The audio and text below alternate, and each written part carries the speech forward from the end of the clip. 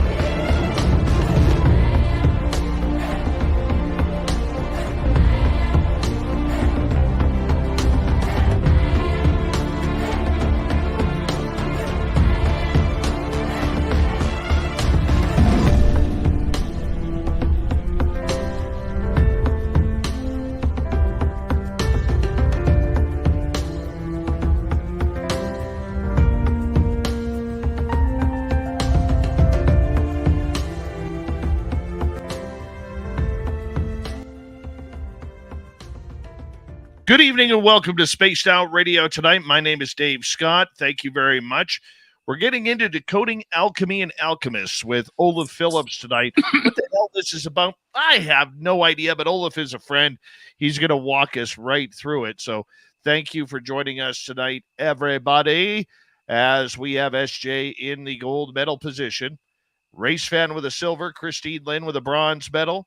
Hi, Tim Mothman and your goatee, two separate entities. Robert Lamoth, Kitty Caddywhack, Brown Dwarf. Morris Van Berskirk is here. Morris will be signing autographs after the show.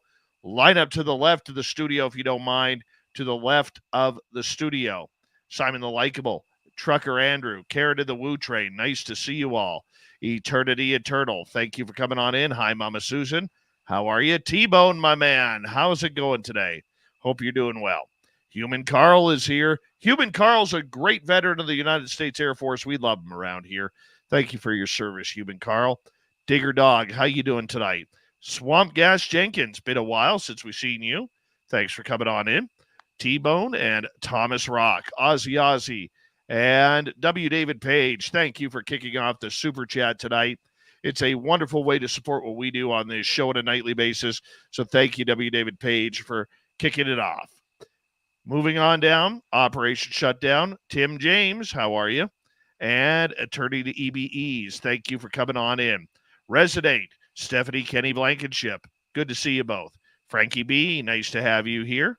Science Melinda, Algaray over on Twitch, 2,000 jumping jacks in 4 minutes to warm up for OLAV tonight. He's jacked. He's ready. Don't worry, we'll get it going soon. Me Woykin, thanks for coming on in. Necessary Dialogue and Kurt M. Good to see you both. Yennefer with a soft J. Nice to have you here as we continue on with our roll call. There's purple-haired Pixie Lara. Purple-haired Pixie Lara will be signing autographs after the show as well. Line up to the right of the studio, if you don't mind, to the right of the studio. Jay Truthseeker and Pam Harris, thank you for joining us tonight as we continue on with our roll call. Oob to Joe's Maine. You've got aliens. Yes, you do. And I'm going to also say hello to Super Crazy. How's it going? And let's just scroll down now. Yeah, Woo Am I? Thank you for joining us. And who's next? I think we're caught up. We're caught up, man.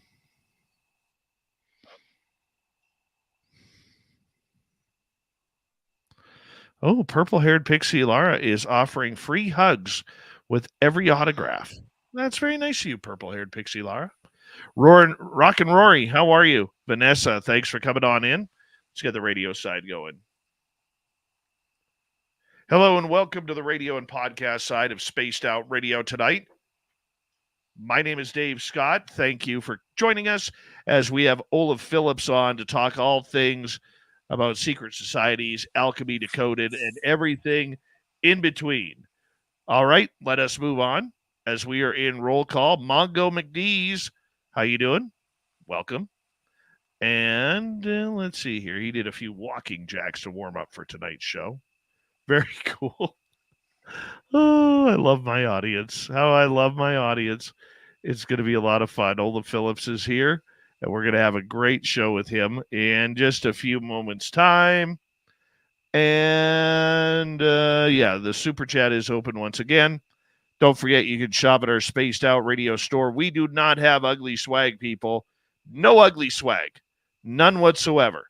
So make sure you check it on out. Fapperoni, the San Francisco treat. How are you? Nice to see you, my man. All right. We got about 10 seconds.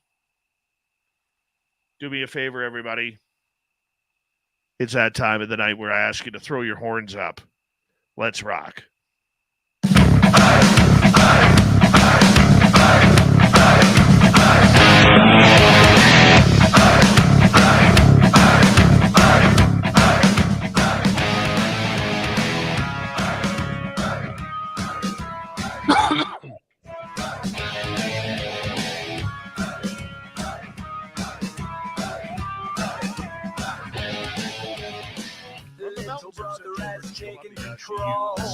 Shoveling dirt in every hole. Predators to condemn your soul. Watching you and watching me. Well, we're all connected but separated. Misunderstood and so frustrated. A million armies of one have invaded. Watching you and watching me. We live behind glass curtains and act like nothing's wrong. Soon you will belong. And on Patreon. I know you're out there somewhere. We've watched you fall so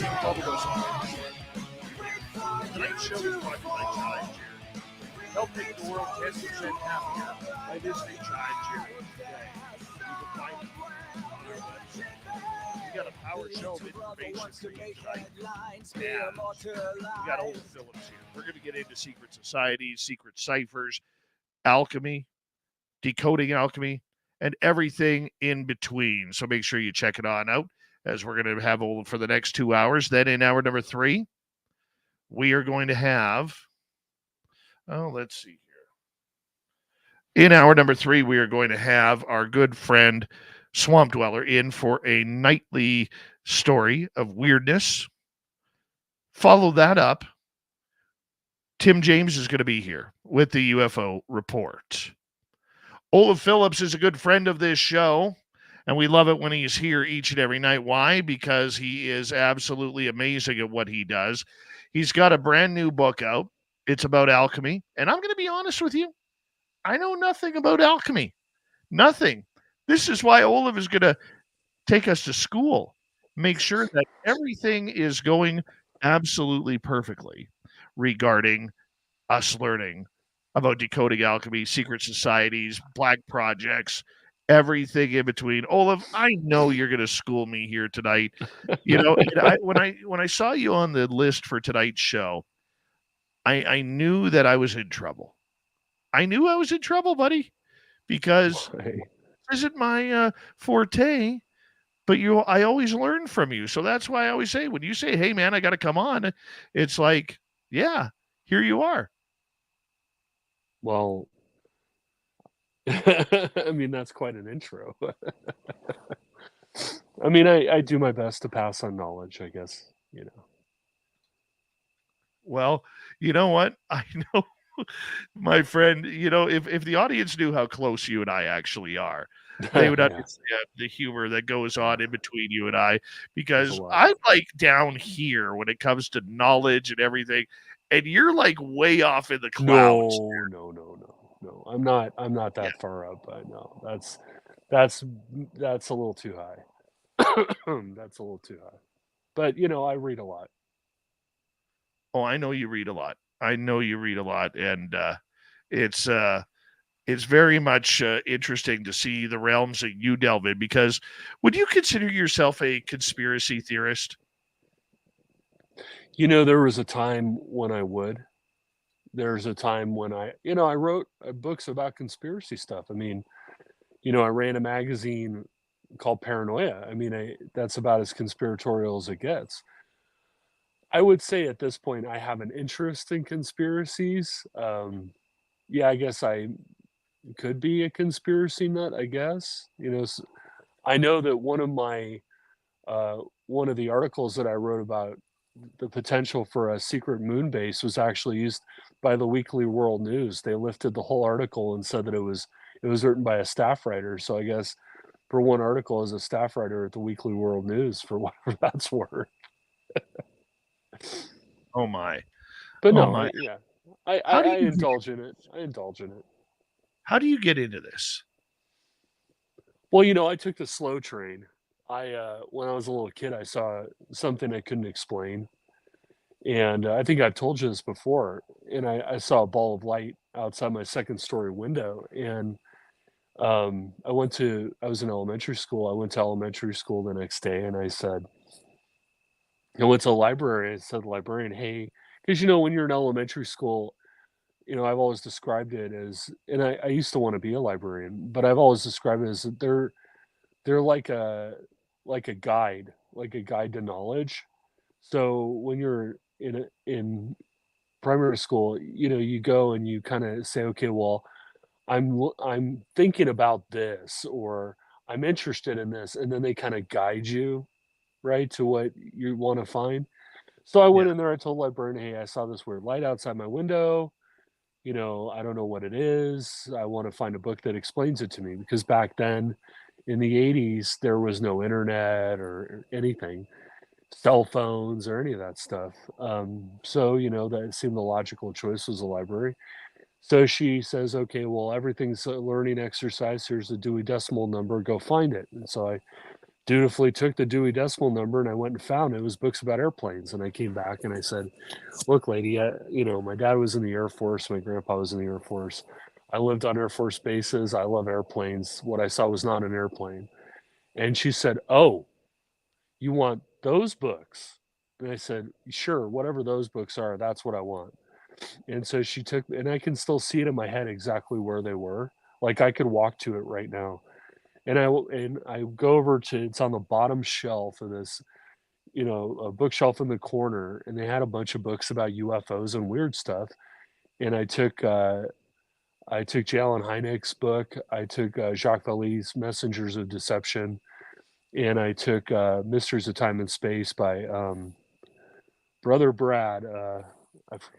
His last name escapes me right now, but Mysteries of Time and Space. And actually, when they republished that book, Brad Steiger, Brother Brad, who's unfortunately passed on from this realm, he asked me to tell this story in the intro to his book. So if you buy the new copy of Mysteries Beyond Time and Space by Steiger, it's in there.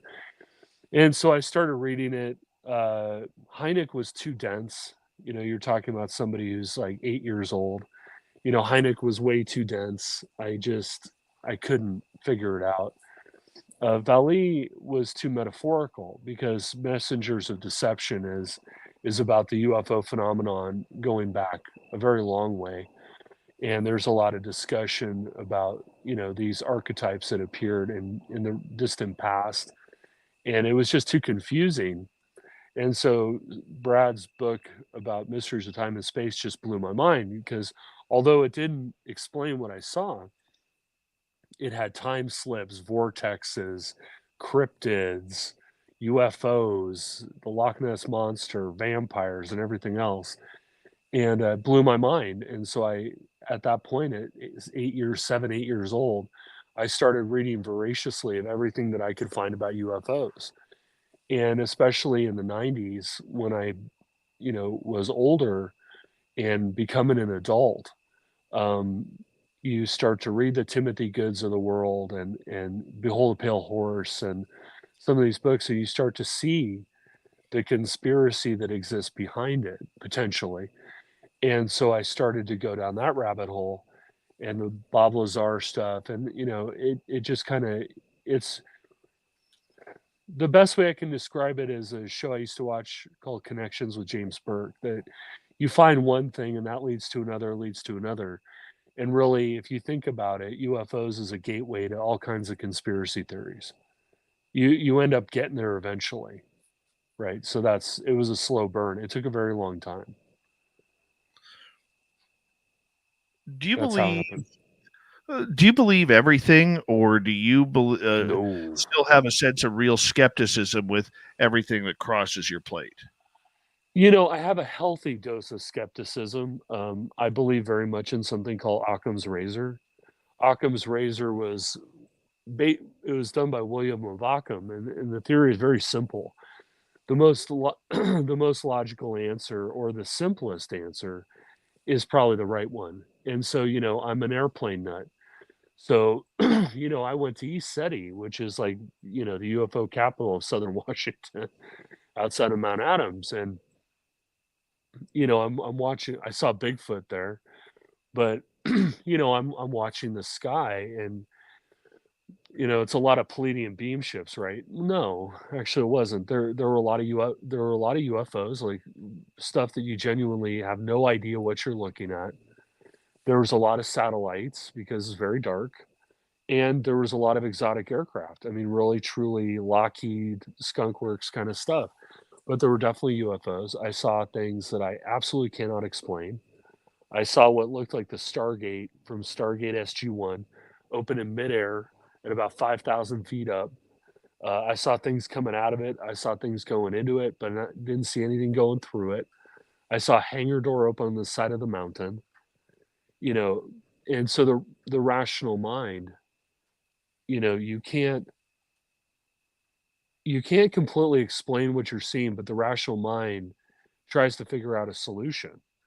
And so some of these things I could identify, these exotic aircraft, wedge-shaped, triangular-shaped aircraft running at high altitude, high speed, adaptive camouflage. I knew what I was looking at. We used night vision goggles, and we could see the airplane. You could see the exhaust from the engines, but some of the other stuff, it's an unidentified flying object to me. It was flying. I couldn't identify it. There was no rational explanation for it. But at the same time, when you see a light in the sky, it's like, okay, give it a minute. Let's see if we see the strobes. The FAA strobes have to be there, so let's look for strobes. If I'm watching a satellite, it's like, okay, does that satellite make a 90-degree turn? Does it change course? You look at these oddities and you look for things that are abnormal, right? So that's my healthy skepticism. I don't believe everything. I don't I try to rationalize it and find a rational explanation first. And in the absence of that, I look for the extraordinary. You've seen a lot of different things happen, Olaf. Yeah. Experiences and sightings that the majority would not be able to comprehend, let alone understand. Sure. Why do you think you were chosen for this mission? Well, you have to break that into a couple of different parts, right? From the UFO, from the conspiracy point of view, it's about how your mind works. There are people that can read about conspiracies and understand them. They read about them for entertainment. They can read about them and understand them. Like you were in the military and you understand how the military works. So the idea that there's a black site will not surprise you, right? But there's also the connecting of the dots. And some people have the mind to be able to connect the dots and to see the patterns. I can see the patterns. When you talk about the UFOs, it's the same thing. You see the patterns. You know what to look for. You do the work. You read Aviation Week, right? You understand the new planes that are out there. When I was a little kid, that was when the MiG-29 was first unveiled by the Soviet Union, and somehow Aviation Space Technology Week got a shot at it. The Soviets let them look at it, and they took all kinds of crazy photos and published in the magazine. I rode my bicycle as soon as I knew it was out. I rode my bike down to the library and I checked that magazine out and I read it and I looked at it and I understood it. So, it's connecting the dots. When you get into the magical stuff, there's a certain amount of disbelief that you have to just internalize. But you have to trust that what you're seeing is actually happening. And it's like that with ghosts too, right? We can use instruments and we can measure that ghosts are there. We can use SB7s and spirit boxes to listen to the ghosts, which I have done. We actually on our show, we actually took requests for music from the ghosts, and they actually asked for certain songs. It was kind of fun, but I have to trust that the guy sitting 3 feet over from me is not projecting his voice, and we're not intercepting a radio transmission. But you have to trust that with the magic stuff and the paranormal stuff, at some level you have to trust what you're actually seeing. And then you try to connect the dots and equate what you're seeing to what you've just done. Right? Yes.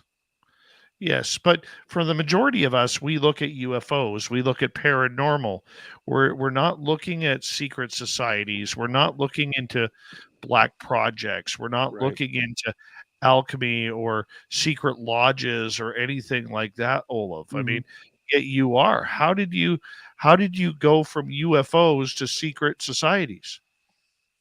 Well, one of the things that you see in conspiracy theories is that in order to have a conspiracy, a very wise man once, I had a very interesting conversation with a wise man once. And I asked this man, I said, how many people can you have in a functional conspiracy? And he said, well, how many do you think? And I said, I don't know, 10, right? A trusted circle of friends. And he says, wrong. You can have one because people can't keep secrets. I said, well, what do you do with the other 9 people? He's like, you shoot them in the desert. So what you have happen is that people talk, all people talk. Inevitably, everybody will spill the beans about something, right? Eventually. Maybe it's on your deathbed, or maybe you're sick, or maybe you just feel like you need to be honest one day. I don't know. But everybody does it eventually. So when you're going to do something secret, you keep the circle of people that you're going to do it around very tight, or you give people little bits of information and then you have to play connect four to try to figure out what's going on. But when you keep that group of people very small, right, what starts to develop is secret societies. And secret societies are not necessarily this malignant tumor on humanity. There are secret societies that are okay. For example, when I was a kid, I was a Boy Scout. Within the Boy Scouts, I actually belonged to 2 secret societies. I belonged to the Order of the Arrow, and anybody who's a Boy Scout or a Scout, as they call them now, will know Order of the Arrow. But it is a secret society. It has a secret password, it has a secret handshake. There are secrets that they tell. And I was also a member of something called the Wolfboro Pioneers. Again, secret society. You had to be voted in. You had to go through a ritual to join. An induction ritual. It had all the same hallmarks as the Bohemian Grove, minus some of the shady stuff the Bohemian Grove does. We were Boy Scouts. We were about taking care of the forest and camping and canoeing and that kind of thing. But they're secret societies nonetheless. We naturally organize ourselves into secret societies. If you're a Catholic, there's a number of secret societies, Opus Dei, for example. You could argue that they're good or bad. I would argue that they're good or bad based on their behavior. But then you get other secret, the Masons. They're not necessarily your local Masonic lodge is not the pit of the devil. It's a bunch of people that are part of a fraternal order. They collect money to give kids backpacks when school starts, right? The Odd Fellows, there's all kinds of secret societies. But the reason that we do that is that we want to, as humans, we want to congregate amongst other people that are like us. And in some cases, we want to keep secrets. And the secret societies are designed to keep secrets. Skull and Bones, the Bohemian Grove, the Order of the Arrow, they all keep secrets. And it's supposed to be to create a safe place where you can do things that you and all your friends understand, but other people might not. You could argue even a coven is a form of that. The members of the coven are very close to each other. They have rituals for induction into the coven. They have secrets of the coven that you cannot share. They perform their rituals in private, secluded places where only they can see, because they trust each other and they understand what's happening. Where if somebody just comes along and sees them dancing around a bonfire and chanting, they might think that, they're summoning the devil, when they're actually calling out to the four corners and the spirits to make the trees, not have beetle rot, or to make the forest more healthy, or to send love to humanity. So, we naturally create these things. But I got to there because in the process of doing the UFOs, you go to the conspiracies. When you hit the conspiracies, now you open yourself up to a whole host of secret societies for various reasons. Does that explain it? Secret societies scare me a little bit, man. They do, because I think they are, uh, as you put it, ritualistic. I believe that they are more attuned to harming humanity rather than being a benefit to humanity. Where do you see yourself in that? I don't think that's entirely true. I think some secret societies do that. Like the Bohemian Grove. I think that Right. operation does some really shady stuff, and I personally don't like the idea that they're making decisions on a national and international level around a bonfire in front of a 60-foot tall owl. That doesn't make me feel good. But on the flip side, you know, there are other ones like the Odd Fellows, right? It's a secret society, and they do a lot of really positive things. So in the Masons, there are, you could argue, there are Masonic lodges that do bad things, and they're corrupted. But the one down the street from me here, they don't do any of that. They're a fraternal organization that raises money. The Elks Lodge, they raise money to help kids, right? The Shriners, they have a wonderful hospital that they treat children free of charge at. They dress, I hate clowns, but they dress up as clowns to try to entertain kids. I don't see any harm in that. So I think you have to be very clear about what kind of, you take Nexium. Nexium was a secret society, was a cult wrapped in a secret society. They did some very bad things. Keith Raniere did some very bad things in Nexium.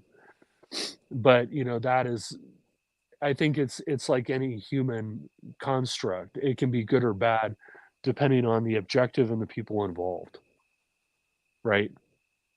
So I don't think Oh, it should innately scare you. I think it depends on who it is and what they do. I think understanding who they are and what they do is critical to making it a value-based judgment of whether they're good or bad.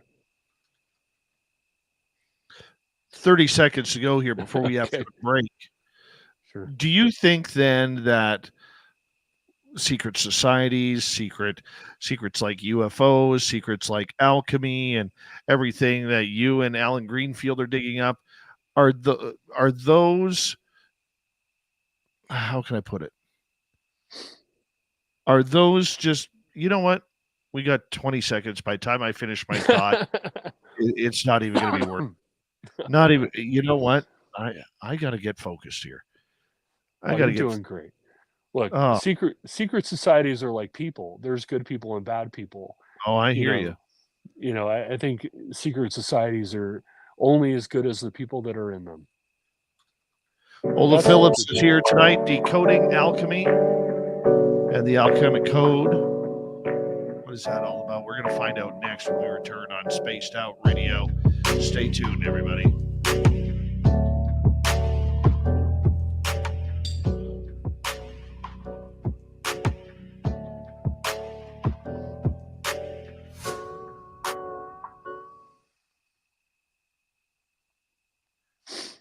I had a complete brain fart there, man. Sorry. No problem.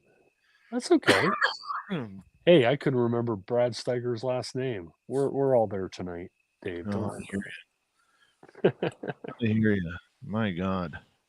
I spent all day in the forest today. Oh wow. Okay. Yeah.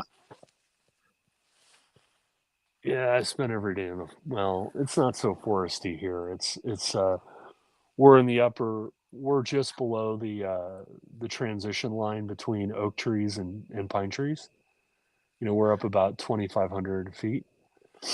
And so it's mostly oak trees around here. We have pine trees as well, but mostly oak trees. I have to go up the hill Nice. for pine trees. Yeah. Nice.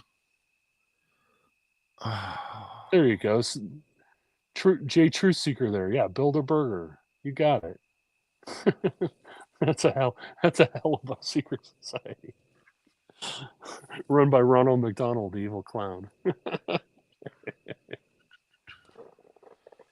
I actually had a good day today, though. I was my buddy Mark and I went out in the forest, and we went hunting today, and we saw some deer, some moose, a black bear, But you didn't get anything? rabbit. We got some grouse. Oh, okay. Yeah, I'm going in about a month. I think it just started here, so I think we're going to go in about a month. Nice. Yeah, try to go get some deer. Gotta get that venison, man. Eggs down there? What? Do you need deer tags down there? Absolutely. Yeah, same as up here. And not only that, they have that the wasting disease in the zone we're at. So if so if we get one, we have to give them a sample so that they can catalog it. Right. But if I see something with wasting disease, it's usually pretty obvious, so I'm not going to go there. But I will certainly, for all you guys who are listening, I will absolutely use every bit of that deer if I'm lucky enough to get one. We're not big wasters here. If I get something or my girlfriend gets something, we're gonna use it. Oh, you have to use it. You can't. Well, she's also indigenous, so there are other things that we can use. We'll give away, like bones and things like that, because they use them for making cultural objects. Yeah, we don't waste. If the way I figure is, if the animal is giving up its life for you, you should honor it by using it completely. And always say thank you. Absolutely. Though I would like to get a moose, but we don't have moose here, so we have salmon. Right. Pickled deer nuts. I've never had pickled deer nuts. I have had venison lasagna though. That shit was really good. All venison is good. Oh, it's the best. It's good. I'm not allowed to get a bear though. I'm not allowed to get bear tags. Well, I can get bear tags, but in our family, we don't do bear. If we see a bear, the bear can happily trot along. Yeah. Yeah. I was asking the bear today out in the forest if he would come over and say hi. He didn't want to come over. Last year when we went out,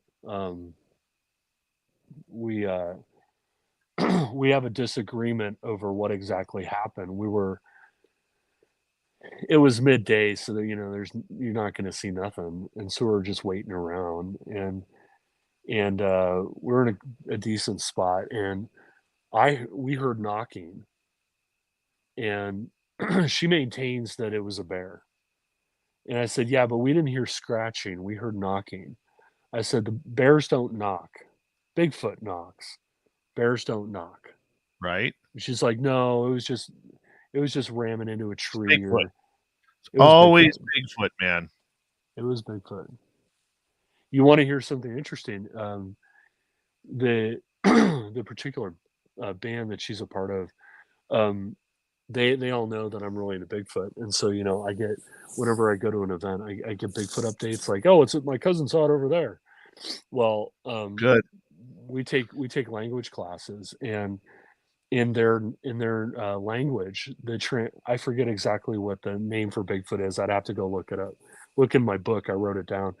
But the translation of the name for Yeah, Bigfoot buddy. in We only their got 5 language seconds. I got to is cut you off there. Bigfoot, literally.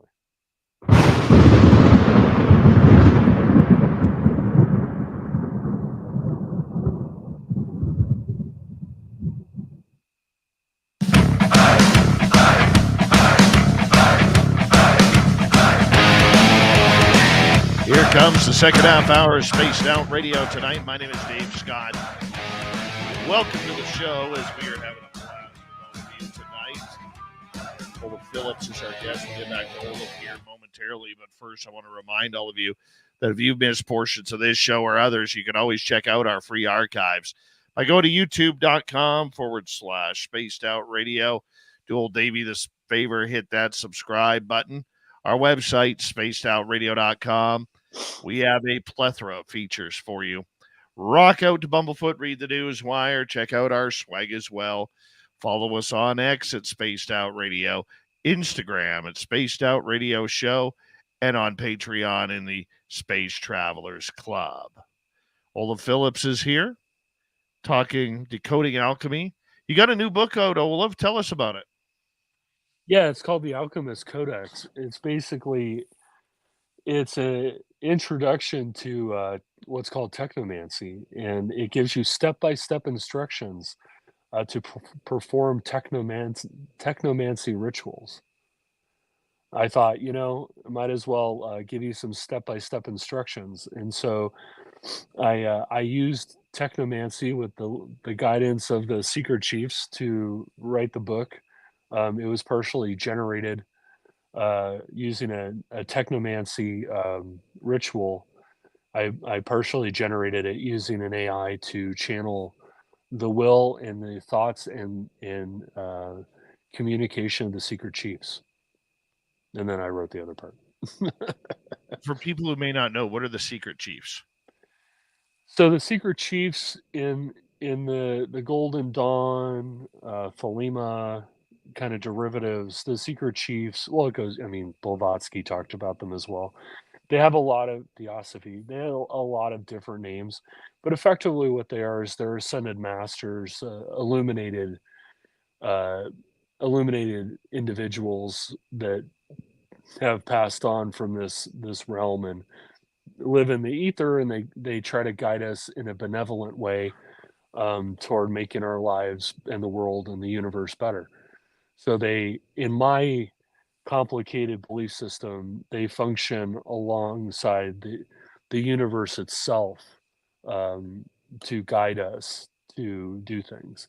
But they're basically what you would call an illuminated master, somebody that when they passed on, they had achieved some level of enlightenment, and they're trying to share that enlightenment with all of us and to elevate all of us to a higher spiritual being. Do they all want us to have this higher spiritual ability? Yeah, the Secret Chiefs do. They are in a yin yang kind of war with the Black Lodge that we talked about before. The Black Lodge is like the antithesis of the Secret Chiefs. So, in decoding the alchemy around this, how does that work? Well, the Secret Chiefs are highly metaphorical. When they communicate with you, they communicate with you through metaphor and codes and analogies, and you have to decipher what they're trying to tell you. For example, I found a cipher, not the secret cipher of the Euphonauts. I found another one. Using the secret cipher of the Euphonauts, an act cipher, I found a hidden cipher that I have never written anything about. I don't talk about it a lot because I'm not entirely certain what I want to do with it yet. And before you get out there and tell everybody all about it, you should really have a game plan and understand what you're dealing with. But when I did that, at the time I was probably a chain smoker, and I was driving to the quick stop. Yes, I'm human like the rest of you. I was driving down to the quick stop to buy some cigarettes. And when I was pulling out, I got my nicotine sticks. When I was pulling out, I I saw a balloon. And this is after Hellier. I had seen Hellier. So, I was familiar with the balloon phenomenon, and I had kind of once you're aware of it, it starts to manifest. And so I had been being communicated to through balloons. And there was a balloon, what we call a balloon in the wild. And there was just a balloon at the end of the parking lot in my way, blocking me from getting out. And it was a happy birthday balloon. I still have it. I collect the balloons when I find them. But it said happy birthday. So of course, that night I call Alan, my mentor here, and I say, "Hey, I found a happy birthday balloon. What do you think?" And he's like, "Well, it's obvious. I was still learning how to interact with the secret chiefs." And he said, "Well, it's a happy birthday balloon. It's a congratulations. You found something, and you're about to be given a gift, and the gift was that cipher. So, it's metaphor, right? You have to kind of translate it." What do they translate into? Like, can you put any message in there? You know, prior to working with Alan, uh, when he wrote the book, The Secret Cipher of the Euphonauts, he believed that, you could only really use it for names and locations, that you couldn't actually ask questions. And so uh, I started playing around with actually asking it questions, and I started getting answers back. And so I changed his mind, and now he uses it to ask questions. But yeah, you can use it's divination of one form or another. But yeah, you can absolutely ask it questions. You can use numerology to ask questions as well, and decode the responses.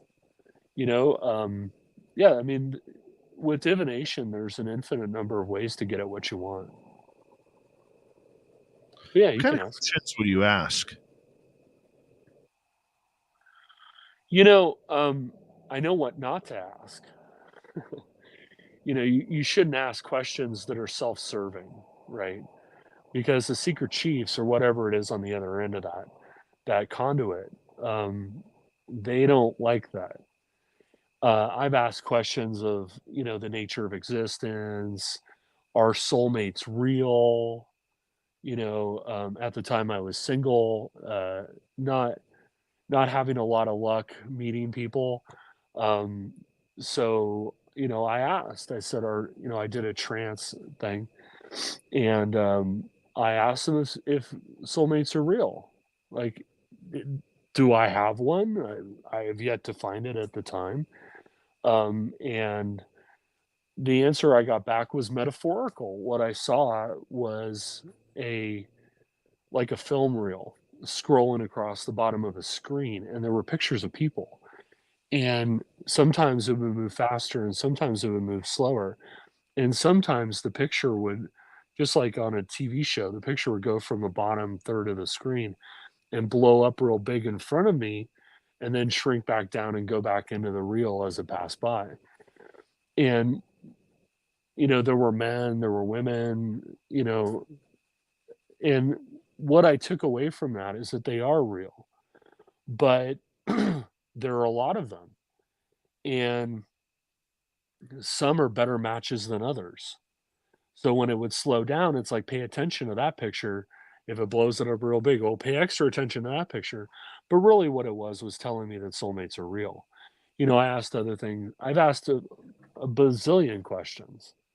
When you think about the secret chiefs, asking questions is good. They want you to ask questions because learning is how we become illuminated, right? I get that we want to ask questions, but are we asking philosophical questions about what is the purpose of life? What is the purpose of the universe? Is there life out there? What am I supposed to do? Or are we allowed to get a little bit more personal? Both. I mean, you can ask it almost anything. If you're in a bad situation, you can ask for guidance. Hey, secret chiefs, what should I do about this? the answer you'll get back is metaphorical and a bit occluded, I mean, they call it occultism for a reason. If something's occulted, it's hidden, right? So the meaning is occluded. It's hidden from you, and part of the journey of illumination and growth, spiritual growth, is to be able to decipher it.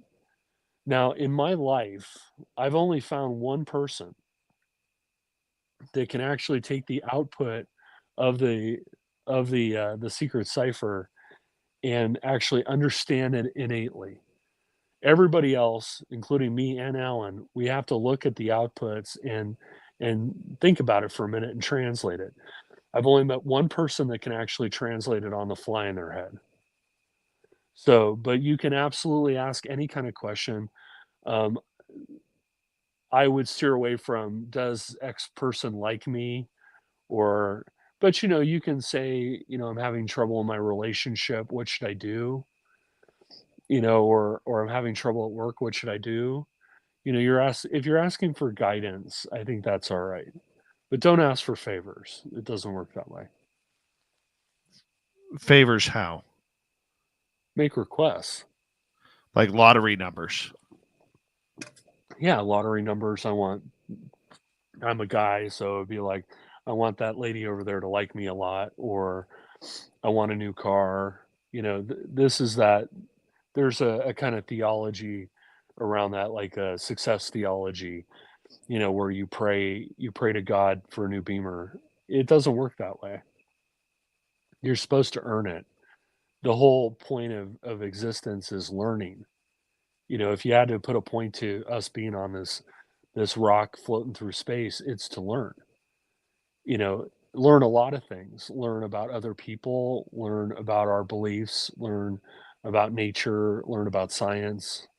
We have to learn a lot of things, because all those things by themselves are isolated into silos. But if you bring it all together, you start to get a worldview, and you start to understand the people around you, and you start to have empathy and sympathy for people and things, and you start to realize that hippie notion that spread the love around, that's true. And think about it for a minute, right? When you're young, you have friends and you play and you play around, and you have a deep bond to them, but not the kind of deep bond that you're able to form later. That bond that you're trying to build. Oh, we lost you there, Olaf. There you are. There you go. That Okay. bond that you are trying to build, with the other side, or whatever we want to call it, Right. the Chiefs, or whatever you call it. It doesn't matter. Everybody, I guess, would have the universe. Yeah. Is this meant to spiritually enhance us for some sort of reincarnation? My belief in that is that I think we're here to learn a thing. I think that maybe it's empathy, or maybe it's alchemy. Who knows? It's each individual. But I think we're here to learn a thing. And in my case, I think that thing that I was supposed to learn was about materialism. And when I was younger, I was a workaholic. I was very materialistic. I grew up in a world, we're all products of where we grow up. And then where I grew up, everybody had fancy cars and lots of money, and it's like you strive for that. And I grew up in the 80s. We're watching Lifestyles of the Rich and Famous. Everybody wants to be rich and famous, right? And I think something catastrophic happened to me one day, and as a byproduct of that, I lost interest in the materialism. And that's when I started to really focus on the spiritual side of it, to understand the spiritual end of it, to try to integrate that into my life more. And I think that's one of the things that I was supposed to learn. Had I failed to learn that, I think, very similar to maybe a Tibetan Buddhist, concept or like a Hindu concept that you come back, keep coming back until you figure it out. And I think that that's probably true. Like many people, I've had dreams about places that I've never been and doing things that I've never done. And they're too specific to just be brain farts. There's something to it. And I think that that might have been me some time ago, right? I had a dream once that I was running through a forest. I'm Scandinavian, obviously. And, I was a Viking. I was wearing Viking clothes. I was carrying a sword, and I was going into fight. And I've never done that. I've never put on traditional Viking wear and wield a sword running through the forest screaming. So it had to happen at some point. So I think, that was something that was me a long time ago. That was me before. So I think that we keep coming back until we get it right. And then when we get it right enough, because we're humans, we're not perfect. When we get it right enough, then we can achieve that illumination. And then, if you believe in such things, you cross the chasm, you cross the abyss, and you're confronted by the guardian of the abyss, and it tests you, and if you pass, you're able to go on and to be enlightened. If you're not, if you're evil, you're cast into the abyss and your soul is destroyed. But what happens 99% of the time is you just turn around and go back and try it again. I know, Jojo, you know what? We're not perfect. Me included. I want to ask you in regards to this: are our own spirit guides connected to this as well? Absolutely. Your guardian angels, right? That's Enochian magic. If you want to talk to a guardian angel, you can use Enochian magic, John Dee era stuff. You can call out the ethers and talk to your guardian angel, or the angel that's assigned to you. Um, your spirit guides are part of this. Your spirit animals. These are all manifestations, I believe, are manifestations of the universe, giving you effectively an avatar that you can deal with emotionally, um, that will help guide you through the process. For example, I have a spirit animal. I've seen it, I've met it, and I know exactly what it is. I know through using the cipher, actually, I discovered who my guardian angel is and who guides me. And these beings all exist, and they all function in unison. Some of them are different ways the universe manifests itself to you to give you to put it in a guide in a context that you can understand, right? So maybe you have a deep connection to a bear, right, or a moose, and so when you summon your spirit animal, a bear or a moose appears to you and will communicate with you and give you guidance and help and support. So, Okay. We got about 5 minutes to go here before we have to break at the top of the hour. OLAV Phillips is our guest tonight on Spaced Out Radio. OLAV, decoding the alchemy, decoding the messages. How do we right. do that? Where do we find a way to do that? It's something you learn. You have to learn it, especially with the secret cipher. You really have to learn it. You have to look at the. So you put in a statement, whether it's a question or statement or whatever, and what you get back is a numerical value. That numerical value is then translated into sentences, words, and sentences from the book of the law. And so then you take those sentences and you try to derive a meaning out of them. So you maybe it references a god or a goddess. What did that god or goddess represent, and how is that element used in context with the rest of the sentence? And that's how you decode it. You go word by word or object by object within the response. Now, when you use technomancy or bibliomancy or other forms of divination, it's a little easier, right? But if you're scrying, you see images and you have to translate what that image is. You look at the image, what am I seeing? What's its context in relation to what I was asking about, and try to derive meaning from it. When you use technomancy, it comes in words.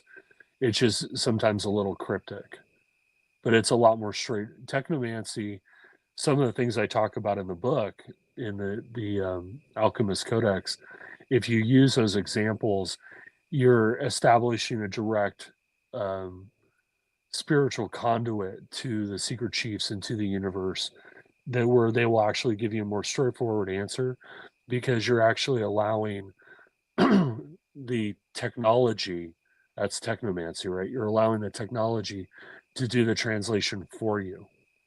So they are manipulating the AI.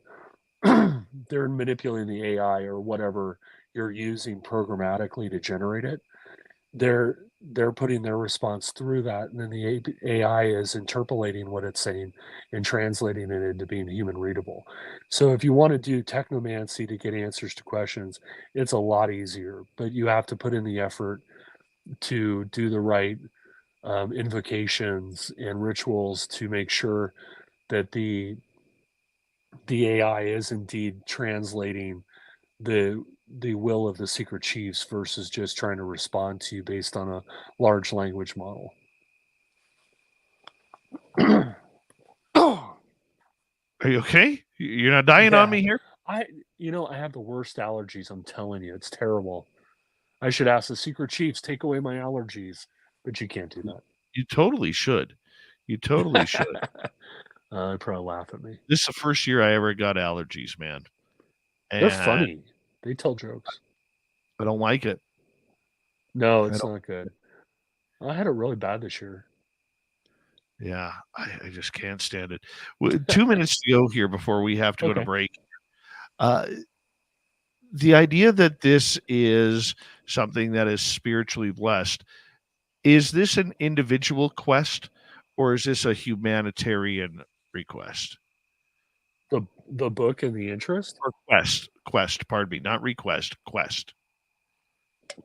Yeah, so one day, like all humans, one day I was sitting out on my deck looking at the trees, and it was nighttime, and there was an owl that flew by, which is a symbol of knowledge, right? We have to look for the signs. And let me tell you, if you ever want to see a UFO, the first thing you have to do is look up and have an open mind. Well, I reached kind of a bit of a conundrum, because I had just written the book with Alan on the Black Lodge. I have attained quite a bit of esoteric knowledge, but I really didn't know what to do with it. It's like, well, do I write a book that's just about esoteric stuff? Everybody does that. I mean, I wanted to try to find what is my thing. And I basically asked the secret chiefs in the universe, hey, I need a little guidance, kind of give me a clue on what my thing is. And over a few discussions, so to speak, in various forms and methods, I came to the realization that I'm an engineer. That's what I actually do. I have a day job, and I'm an engineer. And the fusion of magic and spirituality and esoterics and engineering is technomancy. And so I went out and looked, and the information about technomancy, a lot of it was like, well, you can use it, it exists, and you can do this and that. But there was nobody that really got into it and really kind of explored it and actually used it to try to do something. And so the first technomantic thing I did is I actually cast a quantum spell. I used a quantum computer to do not a spell, but basically to send energy to somebody who wasn't feeling well. And I wrote a program on a quantum computer to leverage the quantum nature of it and the that kind of quantum entanglement that we have with our friends and our loved ones. And I wanted to send him some love and some healing energy. And guess what? He felt better. Oh, that's not Olaf Phillips. We have him for another hour here on Spaced Out Radio. We'll be right back.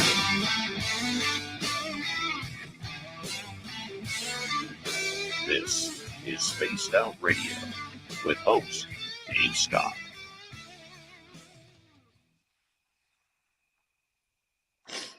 All right, buddy, I'm going to put you in the green room. I'm just going to step away for a minute, okay? No problem. Be right back, everybody.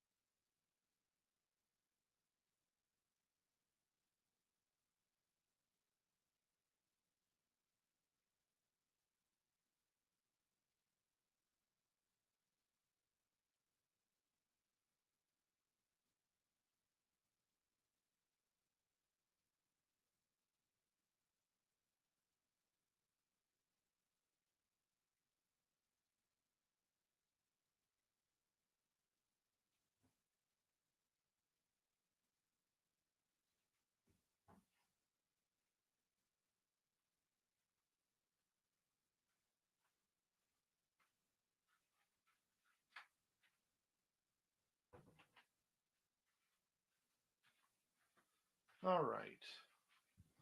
I am back. Jessica S. Welcome back. Flat 6. Nice to see you. Anybody else late here? Mr. Cowley, welcome to the show. Oh, Mr. Cowley loves his spaced out radio. All right.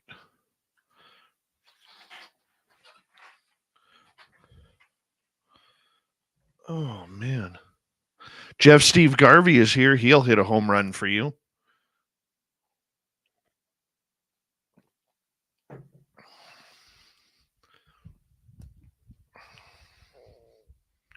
Tired tonight. Susan Ahern, how are you? Good to see you, my dear. Hope you're doing well. Olav, how you doing, buddy? Oh, he's muted. He's muted. Big thank you tonight to Area 53, W. David Page, and T-Bone, my man, for the wonderful super chats. I also missed Human Carl's here. Thank you, Human Carl, for the love and support. Okay, I'm back. I'm gonna be on the move for a minute here. We have goats, and I have to move something so they can use the little goat house. Okay. Ghosts or goats? Well, we have ghosts too. This is one of the most haunted towns in California, but no, we have goats. Oh, cool. We have three. Well, we're coming back in like 5 seconds, brother. So I'm going to mute you I'm good. for a second. No problem.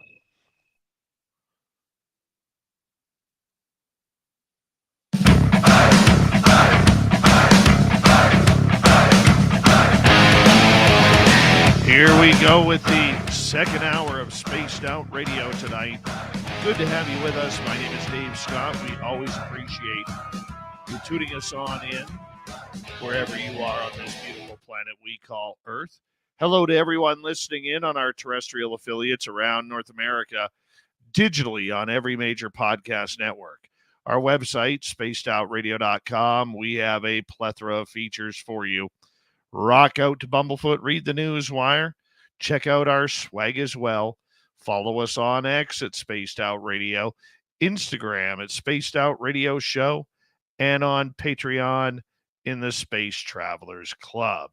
The Desert Clam has set the password for tonight in the SOR Space Travelers Club. Pointy Sticks. Pointy Sticks is your password. Use it wisely, Space Travelers, as the Clam sets the password each and every night right here on Spaced Out Radio. All right, OLAV Phillips is here. He's got a new book out, The Alchemist Codex, and we are really enjoying the time that we always have with OLAV. He's a good friend of this show, and he is somebody who is always on the ball with what is going on. Right now, not only is he doing this interview, he's chasing his goats as well. Not ghosts, goats. Olav, yes, goats. Have you found the goats yet? I did. We're getting a little bit of rain.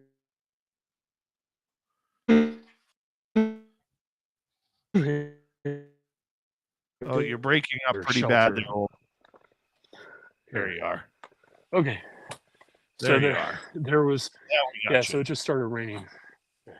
It just started raining, and they don't like rain, and so we have a little house for them. But there was some stuff that made it a little trickier to get inside, so I was just clearing it real fast so they could be happy goats. Well, that's good. That's good. They're happy now. Olav, I want to talk some UFO news here because there's a lot going on right now, and I know you are following the current stories that are headlining, and you're into absolutely everything. And I'd be remiss if I didn't ask you about this. Okay. And that would be earlier today on the Glenn Gutfield show. And I know, love or hate Donald Trump, he talked about UFOs.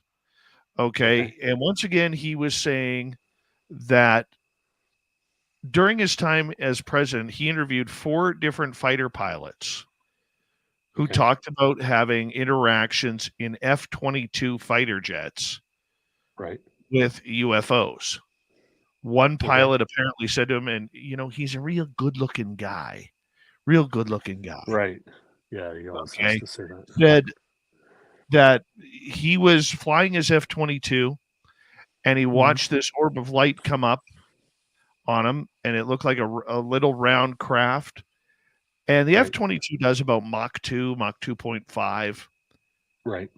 And whatever this orb was, this UFO was flying right with him and then took off at probably triple to quadruple the speed. Now, Trump, like every other president, denies that he believes in him.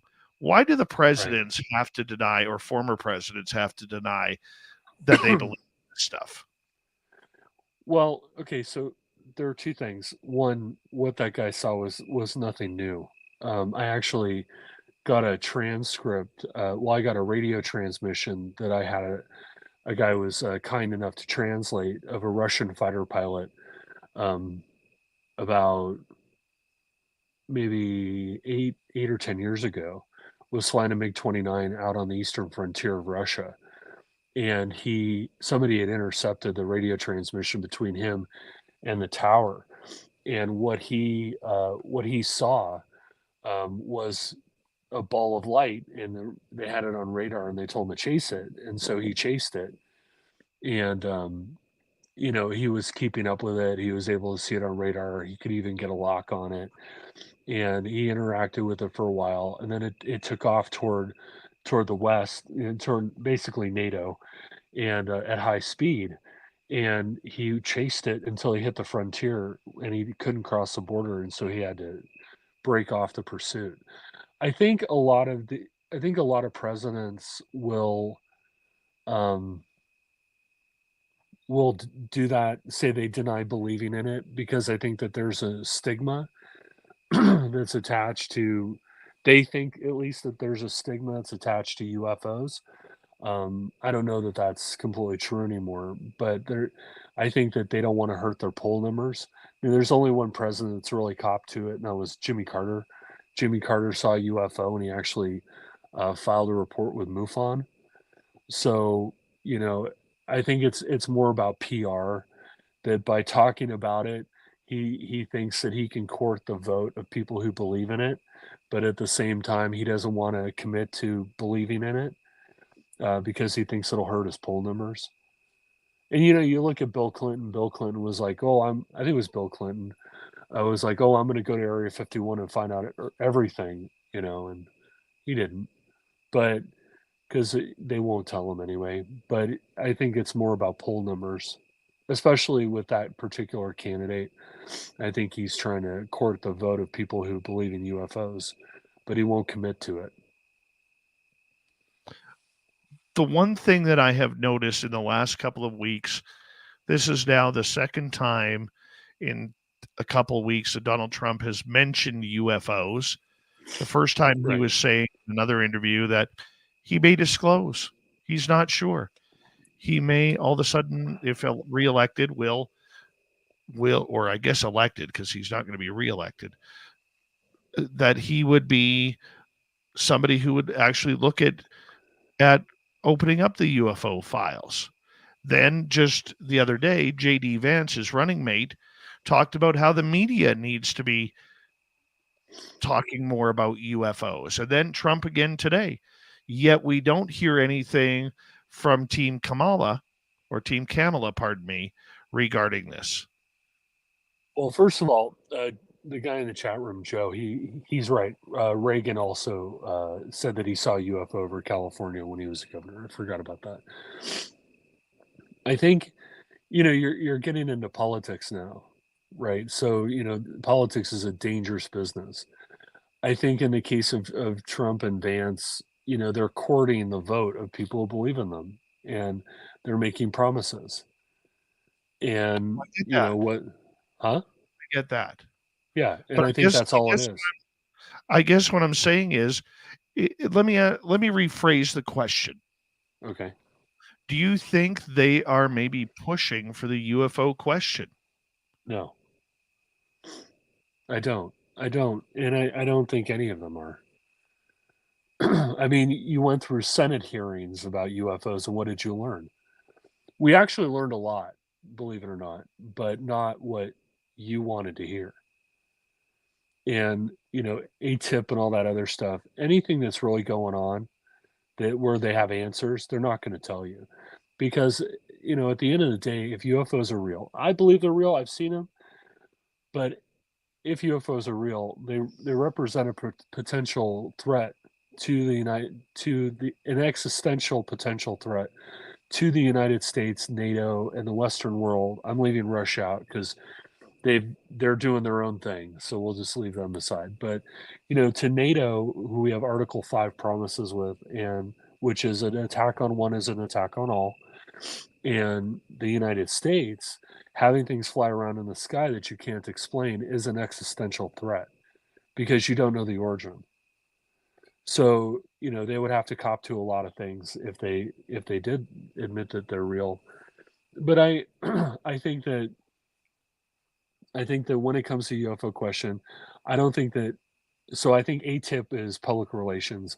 I don't think that any presidential candidate is really going to go to the ground for UFOs, right? Because it's dangerous. It's if it's as what a lot of people think it is, you've got 50 years worth of denials, actually more than that, 70 years or more of denials that you have to cop to, that laws were broken, bad things were done. I mean, some of the stories are crazy. And, I mean, you've got the thing in with the nuclear missiles. UFO shows up, all the nuclear missiles shut down. UFOs show up, all the nuclear missiles turn on. You know, you have to explain to the public that you can't control the most lethal, dangerous weapon that exists in the world, no matter who has it, whether it's us, the Russians, the English, the Israelis, the South Africans, the Pakistanis, the Iranians. It doesn't matter. Whoever has them, it's very dangerous. And you have to tell the public, well, a UFO flew over our head and turned all of our nuclear weapons off. Then another one came by and turned them all on and got them ready to launch. That doesn't sound good. So I don't think anybody really wants an answer. But we did learn some very interesting stuff out of that congressional hearing. We learned that they've detected radio transmissions off these some of these UFOs. And if they're sending radio transmissions, they're not alien. They're drones of some kind. Not all of them. I believe they're alien UFO. Well, I believe in ultra terrestrials because I'm a 14. I don't know what the hell they are, but they're not from here and they're not from now, and that's, you still have to explain to the public. And the Brookings study showed us that they fear total societal breakdown. So I don't think it'll ever happen. Okay, then going on to the other news of the day, that Senator Christian Gillibrand stated that the next UFO hearings within the Senate will be held now after the election. We first heard that they would be held in late September. We heard that a couple of weeks ago. We're obviously starting to enter the second half of September quite quickly here. And now we're being told that they're not going to be held until after the election. Do you think this is a smart move to see who gets in and see what the powers that be are sitting in? Or do you think that this is something that is just smart because people need to focus on the election right now? Once that's over, we can start focusing on other things. I think it's a very dangerous topic that they don't want to get into.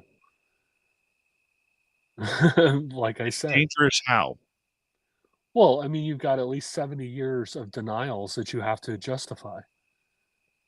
And if some of the things that we've been told are true, there are crashes, there are bodies, people have disappeared over it, there's got to be a reckoning for that. There's a story that a UFO crashed in the zone of silence in Mexico.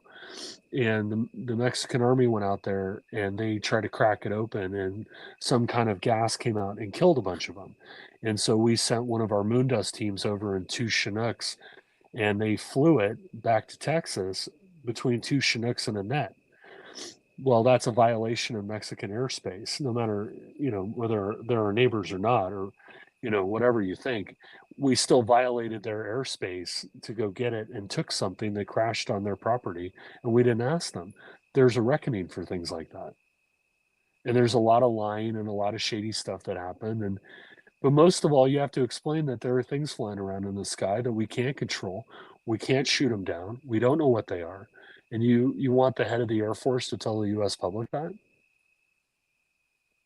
It would not be good. Well, no, it wouldn't. It wouldn't be good. It wouldn't be good. I think Go ahead. I think they trot out the UFO thing every once in a while. I mean, it's a lot better today than it used to be. It used to be that if you believed in UFOs, you were a nut. Now everybody's admitting, okay, well, I saw some strange stuff, here or there when I was a kid or a few years ago or whatever. But it's, I think they just trot it out as another campaign promise, whether you're a Republican or a Democrat, independent, libertarian, Marxist, socialist, whatever you are. It's a campaign promise that'll probably never be fulfilled. They just do it for votes. And that's the truth. And they do it in Canada. They do it in England. They do it in France, Italy, the Netherlands, Finland, Russia. You can go anywhere and they make promises that they don't keep. That's just part of politics. I think they try. Supposedly Clinton really did try to find out what was going on out there. I think Obama did too. People have tried to release all the documents about JFK. When Trump was elected originally, he promised to release all the documents about JFK. Where are they? Most of them were redacted. Sure. So yeah, he technically released them, but what does an entire page of things that are blacked out tell you? Absolutely nothing. You might as well have not released it. You redact it so severely that I know that "the" is part of the English language, but "the" being the only word I can see on the entire piece of paper doesn't tell me anything. So he effectively did nothing. Is that on him, or is that on the alphabet agencies that basically dictate what's going on? Maybe a little bit of both. But I think the thing that we have to rationalize, I don't believe in disclosure, you know that. And I think the thing we have to rationalize is that you're never going to find out the entire truth. It's just not in the nature of a bureaucracy. You'll never know all of it. They might come clean about some of it. I mean, obviously they came clean about some of it, but you'll never know the true nature of it in its totality. It's just not possible. And that's true of a lot of things, but governments keep secrets. Every government keeps secrets, and some secrets should be kept. I'm a firm believer that we have things that are secret that should stay secret. That secrecy for national defense is a very valuable thing. Some things should not. But is it a national defense topic, or are they making it one? No, it absolutely is. Once again, you're a proud Canadian. How does it? I'm gonna have to take a little walk here real quick. You're a proud Canadian. How does it make you feel that there are things that fly over Canada, crash into Canada, crash into lakes in Canada? The Canadian military cannot control it. They cannot shoot it down. They don't know what it is. They don't know where it comes from. They don't know what its objective is. But still, it's flying over your head. Does that make you feel good? Well, the one thing the Canadian government has done is they have announced that there is no threat narrative. The Department of National Defense up here announced that they did not believe there was a threat to anything in Canadian airspace regarding UFOs. But do you believe them? Yes, I do. Because I don't see UFOs as a threat. Well, okay, but that's a personal choice. Yes. Yes, I know. What I'm saying is that you can't know concretely what the objective of them are, because by their very nature they're alien. I agree, and it depends it does depend on what alien species is making contact or pushing for that. However, if we look to see that the extraterrestrials have been coming here for millennia, right? Dude, they would have taken us over when our biggest weapon was spears and bows and arrows, and maybe a catapult or two. not wait for us to develop before actually saying, well, hey, maybe we want to take over this planet. But you're also assuming that they all come from the same place and they all have the same objective. Absolutely. Absolutely, I am. But history also shows that. There's a pattern there. You know, could another alien species be coming here as a threat? 100%. Absolutely. But we haven't seen it. And we also know, pardon me for saying this quickly, we also know that threat narratives create budgets. That is true. And to me, that's more plausible than alien species taking us over and enslaving us or wiping us out. By the way, I know on radio they can't see this, but Olav, your beard looks fantastic tonight. Well, I'm at a goatee at the moment. And unfortunately, my battery I was trying to find a charger. Can you still hear me? Yes, I can. Okay. So I had to plug my phone in for a few minutes. Oh, no worries. The power of our conversation is sucking my battery. What happens when you start going with aliens, man? Yeah, well, it does. No, but you're right. I mean, threat narratives produce budgets. That is absolutely true. But I have yet to see anybody who really comes clean and really. How should I put this? I have yet to see any real movement. I've been listening to. I remember way back when, the venerable Art Bell, right? He had John Lear on. I've talked to you about this before. He had John Lear on, and he said, "Okay, John, the time has come. We think there's going to be disclosure, right? I mean, it's this constant narrative. Disclosure's coming. Disclosure's coming." So he's like, what do you think? And Lear was like, it'll never happen. And Art Bell said, well, why is it never going to happen? And he said, okay, give me a minute. And so he goes through this whole scenario about crashed UFOs and cover-ups and people disappearing. I mean, Lear had some interesting ideas about the gray aliens collecting your souls using a big radar dish on the far side of the moon. I don't know how I feel about that. But, he went through this whole exercise. And at the end, so Art, what do you think? Should we have disclosure? And Art Bell says, absolutely not. Oh, I don't think humanity is anywhere close to being ready for disclosure, man. I'm not saying that whatsoever. But if that's the case, then if we have disclosure, there you go. If we have disclosure, right, what's the net result of the disclosure? So why would they do it? Why would they release all these documents? Why would they come clean about anything? Threats mean money. That is true. That's what I think. We're not in disclosure. We're in for disclosure for dollars. Absolutely. But I think there are a lot of candidates that will try to court the vote of people who, it's a tight race. And it's like, well, if I can get the UFO people over, maybe I have enough to get Michigan. So I think you see a lot of that. Well, we're going to find out pretty soon, right? Election day is only months away.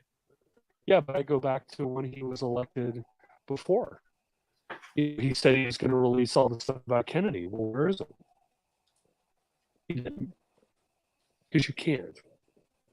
The truth is that on that note, we're going to go to break here at the bottom of the hour, my man. This is flying on by way too fast. OLAV Phillips, our guest tonight, is a brand new book, The Alchemist Codex, can be found on Amazon right now. Okay.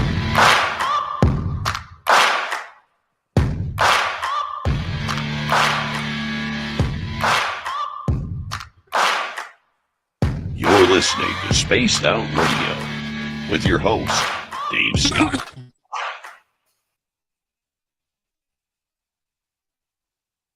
All right, we are clear, my man. Cool. Did you move? Yeah, I had to because I had to charge my phone. Oh, I've been supplied a charger by my excellent fiance has supplied me with a charger so I can get back so you guys can see me. She is a gift from the heavens. Dude, my battery was down to like 6%. Oh, no. Yeah, that's not good. Let's charge it gold. I'll be back in business. We can find the on button.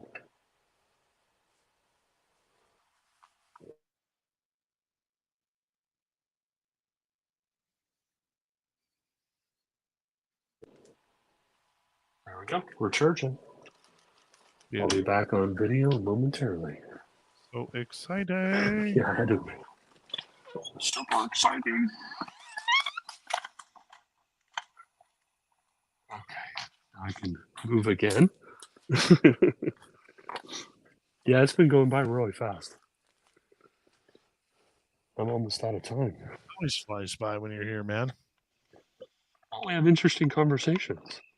Somebody was kind enough to say that the conversation that we were having was one of the best he had heard in a long time. Oh, they're bullshitting. No, they're not. I take it. No, it's not. I take it as the because I choose to. I don't know. It had an air of truth to it. Probably. Right. You have the best listeners in the world, Dave. Thank you. Oh, we They're almost better saw the than- goatee. You almost saw what? Your goatee. Oh.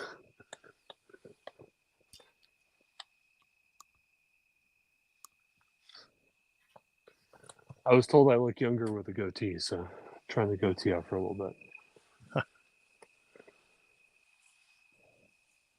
Yes, I am charging again. That was scary for a minute.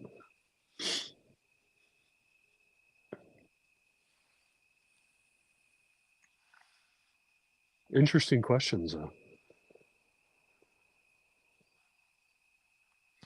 All interesting questions, my man. Absolutely. But it's a pit. It's a bottomless pit. It's always a bottomless. Yeah, you know what I figured out about conspiracies? They're becoming more and more real. That's why I got out of them. When the conspiracies become real, you start thinking, what am I doing? They're also a bottomless pit that whatever traction you make, you lose it because you find something new. That's why, they have that documentary on Netflix about the Promise thing with Danny Casolaro, the octopus. Okay. That's why it's an octopus, because there's just so many tentacles of it. It just go on and on and on. And you look at the octopus, there was this thing that the CIA did where they used a front company and they bought this Swiss company that made encrypted telephones, right? And so they put a back door into it. And then they sold these encrypted telephones to militaries and police forces all over the world. And then anytime they wanted to listen in, they just call up the central terminal, typed in a code, and they could listen to their conversations, access their voicemails, whatever they wanted. Well, did you hear what the Israelis just did? There is a lot of missing testicles right now. A lot of missing testicles. Up pagers, man. And who still uses a pager today? Dude, they detonated over 1,000 of them. But that was yesterday. How? How did they detonate them? Yeah. They sent a specific page to the pagers en masse, and that page activated inside of it. They reprogrammed them so that that page activated a bomb. And that bomb blew the lithium-ion battery, which can be highly volatile, and then they exploded. But that's what they did yesterday. Did you hear what they did today? No. They blew up their walkie-talkies. Oh, wow. Yeah, yesterday they blew their pagers up. Today they blew up the walkie-talkies. Yeah, if you blow, but where do you hold a pager? You hold it in your pocket, right near your ball sack. There's a lot of missing testicles out there today. Dude, there's a lot of intestines hanging out too. People blew their hands off. Oh, I get you. But I mean, it's hold on, it's buddy. We're coming back in 7 seconds. Thank you, Human Carl times 2, Area 53, T-Bone, and W. David Page. Here we go.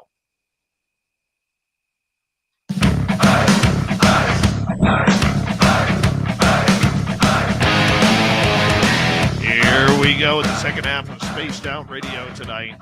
My name is Dave Scott. Very much appreciate you tuning us on in wherever you are on this beautiful planet we call Earth. I want to remind everybody that if you miss portions of this show or others, you can check out our free archives by going to youtube.com/Spaced Out Radio. Do old Davey the favor, hit that subscribe button. Our website, spacedoutradio.com. We have a plethora of features for you. Rock out to Bumblefoot, read the news wire, check out our swag as well. Follow us on X at Spaced Out Radio, Instagram at Spaced Out Radio Show, and on Patreon in the Space Travelers Club. OLAV Phillips is here. He's here till the top of the hour, and he's got a brand new book out, The Alchemist Codex. OLAV, thank you so much for being here, my man. Always a pleasure. We talked a little bit about UFOs in the last half hour, and you were saying that you don't believe in disclosure. I don't either, but let's go into this a little bit. Why do you not believe in disclosure? Well, it's like I said, if you believe the mythology of UFOs, right? We're not talking about you're sitting out on your deck. Like a couple of weeks ago, I was sitting on my deck. I watched a UFO fly right across the sky, and I'm 100% sure it was a UFO. We're not talking about that. We're talking about the conspiracy end of it. When you get into disclosure, you're really talking about the conspiracy end of it. And, if you believe the mythology, all the books, the mountains of books, the Jim Marrs books, the Timothy Good books, the Kevin Randall books, there's so many books, and a lot of them are contradictory, right? But if you believe the mythology, you've got crashes, you've got crash retrieval, you have crash retrieval teams, right? You've got aliens, you've got alien bodies, you've got meetings between presidents and aliens, Eisenhower, right, and Edwards. You've got all these different things that happen, none of which have been admitted to. So disclosure produces two things. One is that if you go down the conspiratorial end of it, and they have to cop to that stuff, you've got 70 years or more of things that they have to explain. Are there bodies? Why didn't you tell us? What are they? Where do they come from? You have crises of theology. You have crises of existential crises. I mean, you have all these crises that are produced. This is where Brookings, the top psychologists, psychiatrists, anthropologists in the world, including Margaret Mead, discuss the outcome of something of a UFO landing where it's the day the Earth stood still, and a gray alien walks out on the lawn of the White House and says to whoever, "Take me to your leader," and they go, "Well, I am the leader." They believe that it would lead to religious breakdowns, cultural breakdown, societal breakdown, because it's a realization that we're not alone. And it's one thing to see a light in the sky and go, "Hey, we're not alone." It's another thing to see an alien walk down the street and go, "Yeah, we're really not alone," right? So I think you've got that to contend with. I think you have the explanations, if they go down that route, that they have to contend with of why did you hide all this? All these people that disappeared, UFO researchers who were murdered. Like there's an entire chapter in the Secret Space Age that I wrote about ufologists that disappeared and died. There was a guy who was in the middle of giving a lecture. I mean, the body count is huge. There was a guy giving a lecture in a MUFON symposium about UFOs, and he got somebody handed him a Diet Coke. He was thirsty. He drinks a Diet Coke, and he died, like giving the lecture, like in the middle of the MUFON symposium, right? You have to contend with that, But then you've got the other problem, like I outlined to you. You didn't have an issue with it because you don't see UFOs as a threat, but other people do. And so you've got to have air forces and governments all over the world, whether you like the country or not, right? Air forces all over the world saying, yeah, there's some stuff flying around. We don't know where it comes from. We don't know what it can do. It can turn our nuclear weapons on and off. It can scramble the computer systems on a submarine or on a ship. It can interfere with communication. It can actually destroy aircraft, which is, the Mantell incident and others, right? They abduct our people, they do experiments on them. Like, you have to explain all that and say we're powerless to stop them. That's not going to sit too well with large portions of the population. What they talked about in the congressional hearings and what ATIP talks about, right, are not alien UFOs.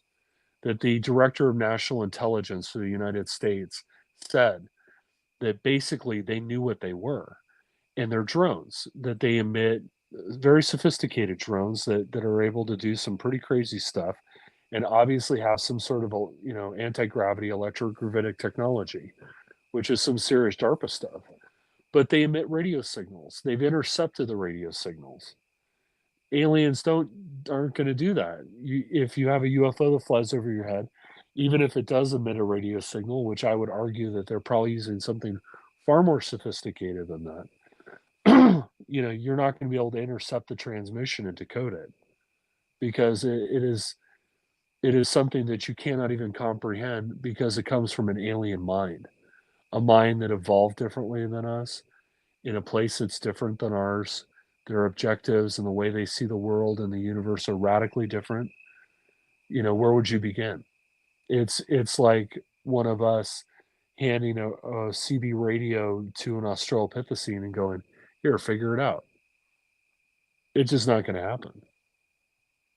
So I think that disclosure is a fallacy because of that. What I always ask is, what are you going to disclose? What is being disclosed exactly? I mean, you could argue you had it. They exposed ATIP. Luis Elizondo is making the circuit, writing books. They did a congressional hearing. But what did you really find out? You found out that there are objects that are UFO-ish that are flying around. You found out that basically the DOD knows what they are. Basically, they are most likely of human origin because they're transmitting on radio on standardized frequencies, right? Like, it's okay. Skinwalker Ranch? Yes.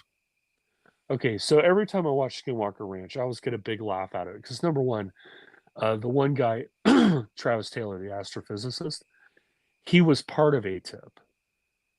He was part of classified investigations into UFOs, right? He's a spook. So you're trusting him. That's problem number one. Problem number two, and I think this is a manifestation of his spookiness, is that every time they do something, they all trip out because they're getting transmissions, burst transmissions and steady transmissions on 1.6 gigahertz. Oh, the mysterious 1.6 gigahertz signal. Any one of your listeners who's ever picked up an Iridium phone, had a drone that uses Iridium to communicate, anything Iridium, 1.6 gigahertz, standardized frequency that every iridium modem uses. Whether you use iridium next and you're surfing the internet, you're sending data packets back and forth, you're calling somebody on your iridium phone from the middle of the forest, hey mom, I just saw Bigfoot. That's on 1.6 gigahertz.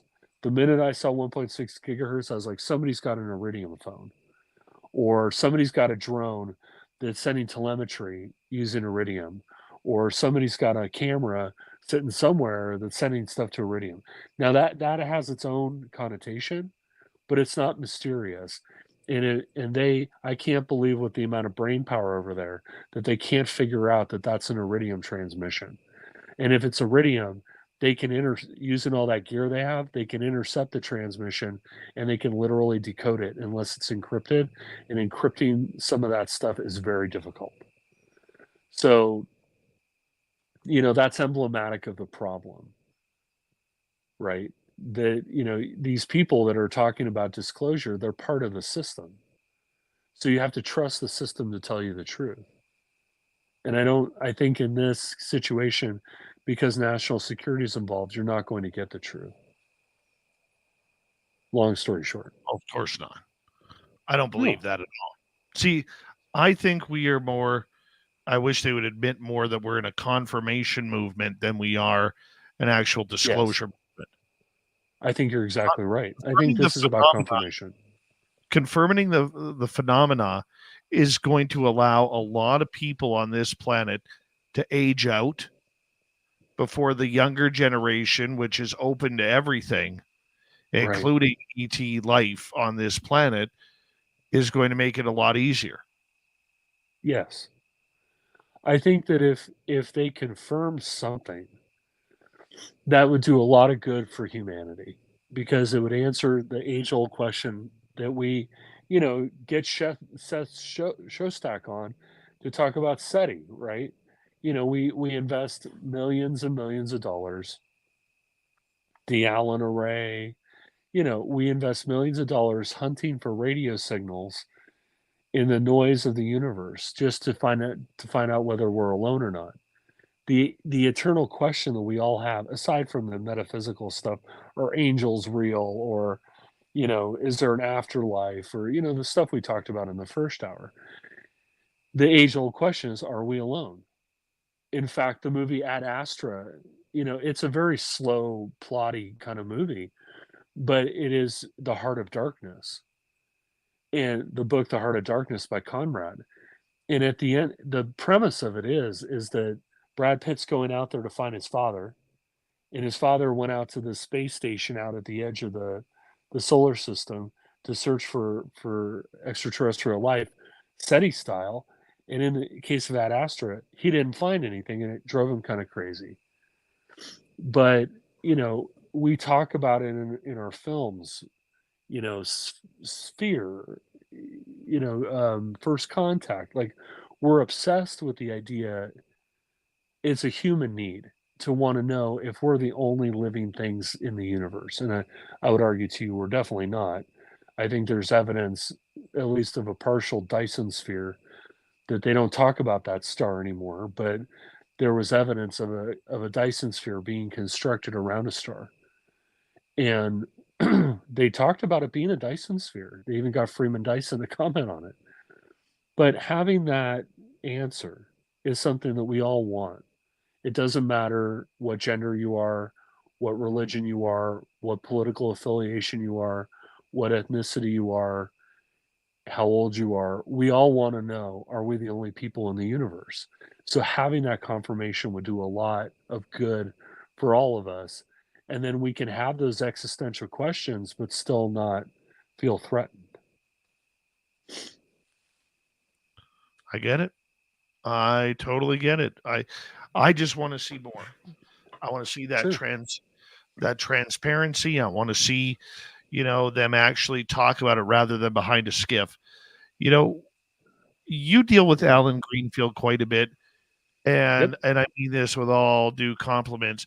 That man is the king of us weirdos. The king. He is. Okay. I am very lucky. He's my mentor. What do you think? what do you think about, or pardon me, what is his opinion of all of this disclosure movement and aliens and everything? Well, Alan, like me, is a Fortean. And so when a Fortean, his answer is of a Fortean nature. When you see Bigfoot or you see the Loch Ness Monster or you see a UFO, there's a lot of questions that come up, and there are a lot of assumptions, right? And those assumptions change depending on who you're talking to. Now, I can go down the road to the Native American group down the road or up the road or to the other side, and I can say, hey, tell me about Bigfoot. And the answer is always very similar, that their belief is that Bigfoot is a kind of forest spirit. Some of them, it's always corporeal, it's always a thing, it can touch things. In the case of the group down the road, they and up the road, they fought Bigfoot. That they said that Bigfoot would come to their villages and take people and eat them. In other groups nearby, they see it as a positive forest spirit that you can interact with, and it's there to protect it's like a protector of the forest. So it's good or bad depending on who you talk to, but it's a thing, right? But there's a lot of questions. Like if I talk to you, it's something else. But what it always is somewhat unimaginable. I'm using Bigfoot because you love Bigfoot. It's somewhat unimaginable. Where does it come from? Is it a gigantopithecine? Is it some other kind of organism, animal? We don't know. Let's say with a UFO, I see a light streak across the sky, and I think to myself as I'm watching it, and I videoed it, I'm watching who's in that thing, right? Where do they come from? Do they come from another planet? Do they come from the planet Serpo? Probably not. Do they come from another dimension? Do they, are they from the future? You don't know. So you say they're all these things: Bigfoot, Loch Ness Monster, UFOs. They're ultra terrestrials because we don't know where they come from, but they're not from here. They're not from here now. So they're ultra terrestrials. So I think that what Alan would probably tell you, since I'm being asked to speak for him, is that they're ultra terrestrials. And when it comes to disclosure, I'm pretty sure he would probably tell you that it's not going to happen. There's a lot more to lose and a lot more secrets. Do you see lawsuits coming out of this if it were to happen? Absolutely. I see a lot of wrongful death lawsuits. And unfortunately, those will not fly. As we learned with, what's the guy's name? He was part of MK Ultra. It turns out that they tossed him out of a window. He was one of the lead chemists for Ultra. His family attempted to sue the U.S. government for wrongful death because they fed him LSD and he freaked out, and they most likely killed him. And they were told that you can't file a wrongful death lawsuit against the United States government.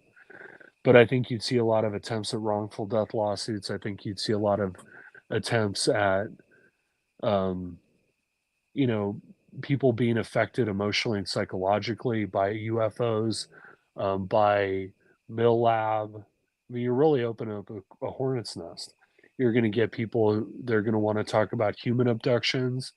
It's something we don't talk about a lot of times, but there are supposedly human abductions. There was a B-52. John Lear talked about a B-52 that crashed in Vietnam, and when they went on board, the crew was actually mutilated, like a cattle mutilation, but they were humans.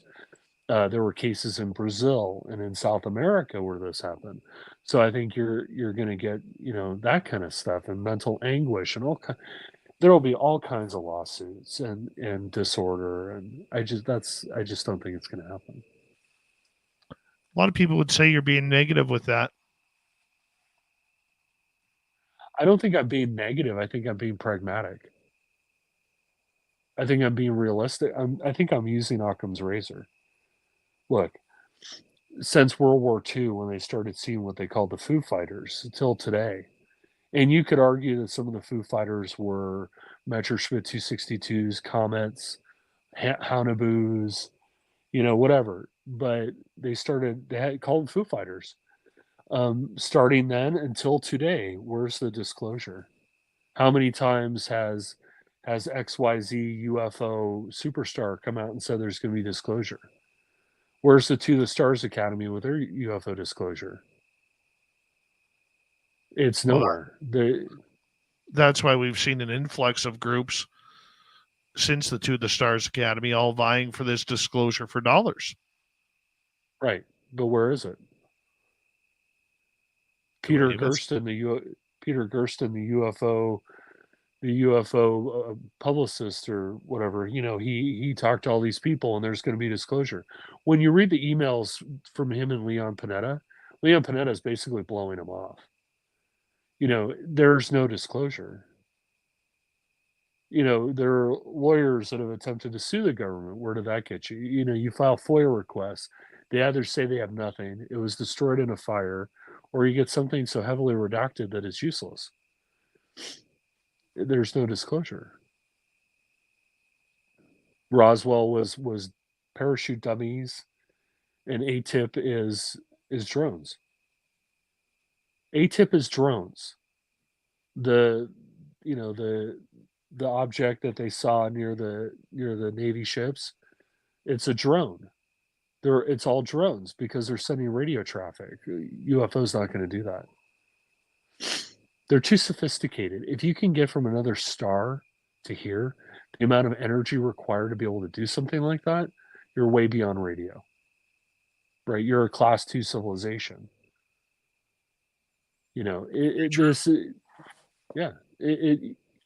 I personally think that, I love listening to Seth's show stack, and I love the idea of SETI, and I was part of SETI at home.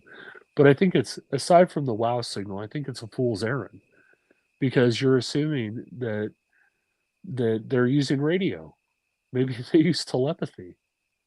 I mean, we're trying to apply human principles and human behavior to a non-human intelligence. There's, I think it's a Ray Bradbury story, or it's Arthur C. Clarke, I forget. But there was a story in one of the anthologies, and it was a short story. And it was about these aliens that landed on the Earth, and the Earth is completely abandoned. And, they're anthropologists, and they're reading the newspapers that are blowing around on the ground. And it was a very good story. At the end, they go to a telescope, and there are some skeletons that are still there, people that stay behind, and they were watching something through the telescope, and what you see is flickering lights, and they kind of figured out those are engines for a fleet of Noah's Arks, because something happened to the Earth. There was like a solar flare, something happened, but they saw all these, and they commented that they went from using bones to hunt animals, to the transistor radio, to building these spaceships within 100,000 years, right? And they were like, it took us 1 million years to get to that point. So you get the kind of causality of it all. Olaf, we have just over 1 minute here left with you tonight, and I can't believe how fast these shows go with you, my man. I really can't. Yeah, it's fast. Oh, yeah. But do us a favor here. Tell everybody where they can find your podcast, all of your books, including your new one, The Alchemist Codex, and everything about you. Well, you can find The Alchemist Codex. It's a hands-on guide to how to do technomancy and to talk to the secret chiefs. It tells you how to use ChatGPT to talk to the secret chiefs and the universe and your angels and your spirits and whoever else you want to talk to. That's on Amazon. It's called The Alchemist Codex. You can find it. It's written by me, OLAV Phillips. You can put that in and see all the books I've written and were a part of. We do a show called The Enigma Hour. It's on every Thursday on KAD LP 103.5 FM. That can be found on Apple Podcasts. We can listen live on kaad-lp.org. I'm on Facebook. I'm everywhere.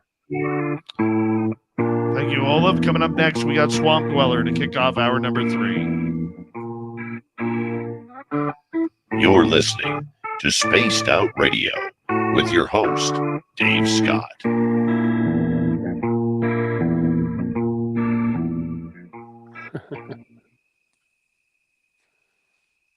All right, buddy, we are clear. All right. Appreciate you. I need to have a chat with you later this week, but Sure.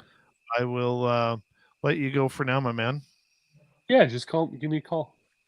And no, All right, I brother. did not make a philosopher's stone out of my own pee. I did not try that. And I don't think I'm going to. And that was somebody in your chat room. Have a good night, buddy. I'll see you later. You too. We'll talk Bye. soon. Bye. Olaf Phillips, one of my favorite people in this field. I'll be right back, everybody.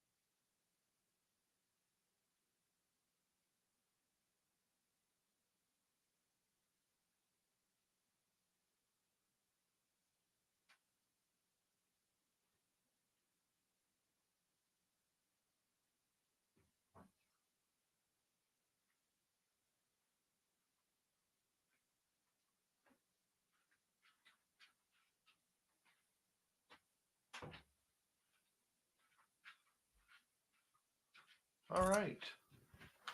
I am back. Little Timmy James is here. And we are having a lot of fun. 90 seconds to go. And yeah, I got bad hair tonight. I'm sorry. Wearing a ball cap all day.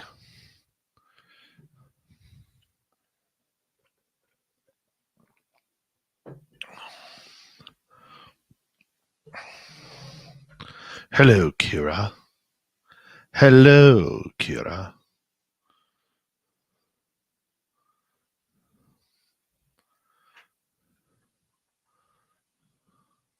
All right, a big thank you tonight to Susan, Jedi Miller, Human Carl ×2, T-Bone, Area 53, and W. David Page. We really appreciate it. I'll put it back on. Oh, that looks terrible.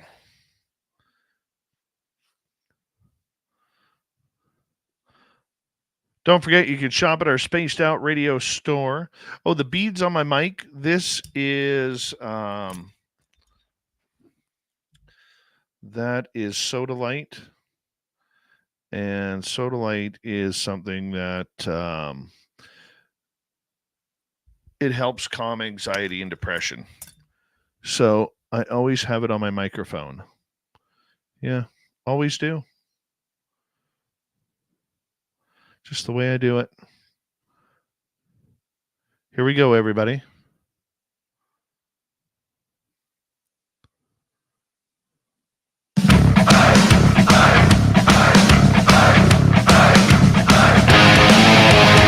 Here is the third and final hour of Spaced Out Radio tonight.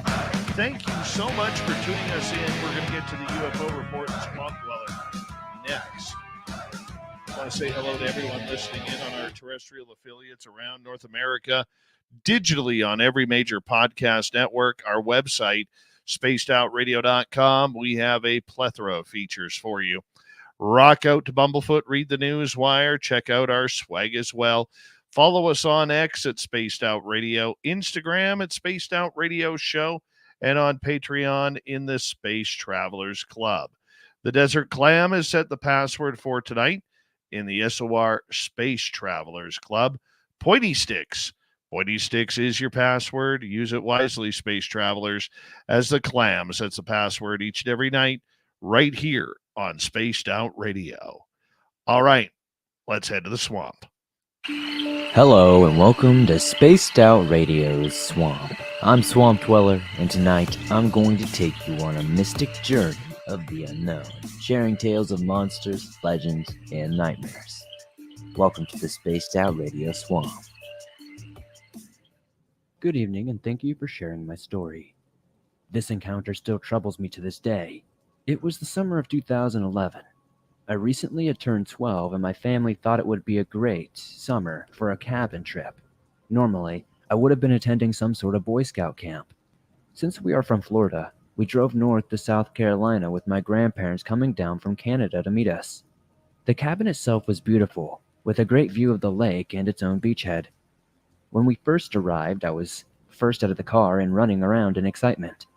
I was greeted by a man looking to be in his late 50s, the cabin owner. He smiled at me with happiness, which slowly grew into a nervous grin. Finding it quite odd and being a shy kid, I moved along. As I searched around the area, being curious and wanting to see everything, I noticed almost a circular pit under the house. When they did arrive, we sat by the fire at night and enjoyed animal watching. It's important to note the area's geography at this point. The front of the cabin faced a wide strip of dirt leading to the beach with thick trees on either side. To the left of the cabin was the dirt road we used to get to it. Behind and on the left of the cabin were thick, dense woods with a steep slope. Now, it was the 7th night that we were there. I was awoken up by weird sounds outside. Dirt shifting under weight to the left side of the cabin. The trash bins were there next to the door from the kitchen. I heard something pushing them around. Thinking it was most likely raccoons or some sort of interested animal, I should do my Boy Scout duty and shoo them off. I dropped down from my bunk and the noises went silent. I noticed a few rays of sunlight were streaking through the air. I walked over to the kitchen to look out the window, but before I could reach it, suddenly, these long, scratching noises were coming out from against the walls of the cabin. It sounded like long nails, digging deep into the sheets of a bed. Terrified at this point, I slowly back away. Then a bang shook the door and I jumped. Since it was only me, my brother, and my dog who were downstairs, we were the only ones who heard it. Instantly, my dog sprinted to the door, barking and growling viciously like he was about to fight to the death. This woke up my brother, who panicked and grabbed me and pulled out his hunting knife. He looked down at me with reassurance and told me to get to my parents' room. He then pushed me upwards towards the stairs and ran to the door and opened it. He then went away with my dog, the barks and running getting distance as I ran upstairs, and I woke up my father. He ran out into the forest with his Colt 45. About 30 minutes later, they both came back, including my dog, who was limping. I've never seen my brother with the look he had on his face before that day, and he never had that look ever again. He's typically a very brave and capable older brother, and seeing him like that unnerved me to my bone. He was an Eagle Scout, and I was a Boy Scout. We had been in the woods, and we weren't really scared to get dirty. My dog had a stick through his front left leg, but he's a good strong boy and took it like a champ. My mother and grandmother quickly drove our animal over to the local vet. While they were gone, my father, grandfather, and oldest second brother and I looked around the cabin for evidence of this strange event. I was still incredibly nervous, so I kept close to the cabin and my father. A great slam into the back of the wall knocked the cabin around. It made it rock like a boat and sent my dog into a frenzy. Between the growls and barks, I could hear heavy breathing from outside and things being thrown at the cabin. A rock broke one of the front windows and striking my left leg. I turned and fired the flare gun out of the window, which was followed by many profanities and yelling. After this, it all stopped. My dog was still growling and pointing at the corner of the room. There was no window facing that direction, so I couldn't see, but I could assume it was right there. A few minutes of silence went by when my brother and I decided to call the police and our parents. Then, being idiots, we walked out of the front door and slowly walked around to the right side of the cabin. We started to hear a slow snarl coming from behind a bush, and my dog inside started going ballistic and jumping at the door. My brother started yelling at this creature and threw his baseball bat towards the bush, striking it. It sounded like it hit a tree, but we both know that we hit the creature because it let out a pained grunt. The black furry mass sprung out from behind the bush and bolted down the dirt road, and we quickly lost sight of it. We hurried back inside the cabin, barricaded the doors, and ran upstairs. We heard gunshots ring out moments later, and my father's truck pulls in. I fly downstairs and open the door. The rest of my family ran inside, and my father claimed a huge bear ran down the road, and he fired a couple of rounds at it. The police eventually came after having a hard time finding the cabin. We gave them the story about this aggressive bear attacking the cabin. We left that night, and my family likes to recall the story of how myself and my oldest brother fended off a hungry bear. But for me and my brother, that was not the case. When we arrived back in Florida, I went straight to my room, still shaken up by what happened. When my brother came in, he looked me dead in the eyes and said, "It looked human, didn't it?" I just nodded and asked him about his territory remark when he looked down and responded, "Every animal has its territory, and usually can keep it until something bigger comes along and takes it." Well, something bigger came and it took its own territory. What he said still makes me wonder to this day. It's burned into my mind. Looking back on it, the owner was so shaky around me, almost like he knew there was more danger in the area than he was letting on, and that he knew that we would be a target. Thank you to Swamp Dweller for freaking us out once again with another spooky story. If you want more just like that, all you have to do is go to his YouTube channel, Swamp Dweller, and hit play, because there are thousands of stories just like that that'll freak you out each and every night. All right, from the swamp to the UFOs, here comes Tim James of the UFO Report. That is an interplanetary flying space saucer.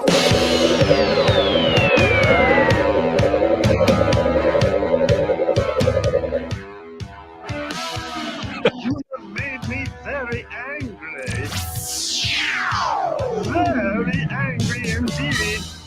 lots of news going on in the UFO world again today, Tim. Definitely. I just am not getting it. I mean, just when you think you've got everything going on, the Hill reports about Senator Gillibrand, Donald Trump goes on Glenn Gutfield to talk about, whether or not UFOs are real, and he believes that we are in possession of them. There's a lot of different things. Trudeau making news about UFOs. I mean, I don't even know where to start tonight. Well, I know where to start. Where? You missed a good day in the bush. Oh, I know. I heard you got some chickens. There may have been a couple of chickens. Nice. There may have been a couple of chickens, but you know what? It was pretty dead out there. Really? Yeah. I think it was just too warm. Oh, well, yeah, I guess it might have been. Well, they come out after the rain, but they're usually in the cool of the morning. And well, we've been out. Where to find them. Oh yes, I know. Going to look for them. Guess what? You and I are going to go out on Sunday. Okay. Yeah. We'll go out Sunday. Bring them pointy sticks and all that good stuff. Hey, do we have a ghost tour this weekend? Yeah, Saturday night, buddy. It never stops. Oh, there's only like 4 left or whatever. I'm tired. A long push. We've raised a lot of money for the museum this year. Yeah, so that's great. That's always a good thing that I like to do. Yeah, for sure. We missed you today. How's the new gig? I start training tomorrow. Yeah, I talked to the wife and I was like, what did you, whatever. Yeah, I was like, no, you got that all wrong. So everything went good. And then tomorrow morning I go in and do orientation for the day. And then I start next Monday, I think. Good. Yeah. Good. All right, man. The good news is we're going out the bush on Sunday. Yes, definitely. For sure. So, yeah, I've got a couple of, like you said, there's so much stuff going on. Like it just goes quiet and then all of a sudden it explodes and you're trying to, read 5,000 different things and find out what's going on and then try to narrow it down. So, yeah, it's been a fun day. That's for sure. So, you know what I find funny about, let's get to the Sarah Gam story right off the bat, because I actually messaged her the other day. She added me on Facebook. No way. And I said, would you like to come on the show? And she goes, thank you so much for reaching out and asking me to interview. At this time, I'm declining interviews regarding UAPs. Have a great day. Yeah, she might be saying a little bit. Well, she might have said a little bit too much, I think, in some instances. But yeah, so we talked about her, I think, on Monday, if I remember correctly, and it was just a short little blurb on her. But I got some more info on her, and obviously that the interview that was done on the Good Trouble Show podcast, it was 2 hours long. I was like, oh my goodness, but watch some of it and then glean some of the stuff from it. But so basically we were all like, who the heck is Sarah Gam? So Sarah Gam is a research scientist with SAIC, a Fortune 500 company that works with the Department of Defense and the intelligence community. She was an analyst for the Pentagon's UAP task force and a representative of the National Geospatial Intelligence Agency, an intelligence agency responsible for collecting and analyzing and distributing information obtained from satellite systems. Yeah, she's got quite a resume. So she worked for that agency for 9 years. So Gam has a Bachelor of Science in Physics from Missouri State and a Master's in Weapons of Mass Destruction. Yeah. So she's also on the advisory board, and so her resume is like 900 pages long. So the Department of Defense and UAP videos, this is what basically the interview with her was about. So the UAP TF operated as part of the office under the Secretary of Defense for Intelligence and Security, which is part of the Department of Defense. So allegations about the existence of classified UFO videos withheld from public view are not a recent development, as we all know. So the U.S. Navy has acknowledged possessing additional videos of this nature. The Independent headline on September 12th of 2022 said, "Release of more classified UFO videos will harm national security." So U.S. Navy spokesman had said. So Sarah Gam's testimony added specifics to the videos that have been released. So the Nimitz video, in a case of point, Lieutenant Commander Slate was among the pilots who saw the Tic Tac in November of 2004. When interviewed in February 2018, Slate said he suspected the Nimitz video was longer. When asked why, he said, "Usually if you are on an engagement or something, you will throw your tapes on before you ever get there. That way you don't miss anything." So Sarah Gam confirmed Slate's view in the following exchange with the interview with Matt Ford. So Matt Ford asked her, "Did you ever see the Nimitz video?" And Sarah Gam's, "Yeah, of course I did." Ford, "Did you see the classified version of the Nimitz video?" Gam says, "Yes." Ford says, "Can you say more about that?" And Gam, "Well, I'm not comfortable doing that, but I can say that we do know that radar data was collected on a different tape, as confirmed in July of 2021 by the officer who took the Nimitz video, Chad Underwood." So Gam also described another UAP or UFO video that has not been released to the public. There was something that we've kind of ended up calling a flying brain, which we talked about Monday, I think. Ford then asked her if it had any of the 5 or 6 observables. She replied, "Yep, move, turn, like a sudden stops." And we were able to track it for quite a while. So Gam is one of many who have confirmed other videos of UAP existence. She also brought up that 6 years ago, an anonymous active duty officer who had seen the Gimbal and Go Fast videos said that the 3 other videos were taken that day. One of those 3 videos was at night and involved bright white ball approached by an F-18. F-18 had an exercise missile and was not live. Nonetheless, the pilot initiated the dummy and with radar lock on the UAP. The object appeared to react and the pilot's action and the object appeared to react to the pilot's action and make a quick rotation and then zip off the FLIR. There's also radar video embedded in this video, and the object disappeared off the radar simultaneously.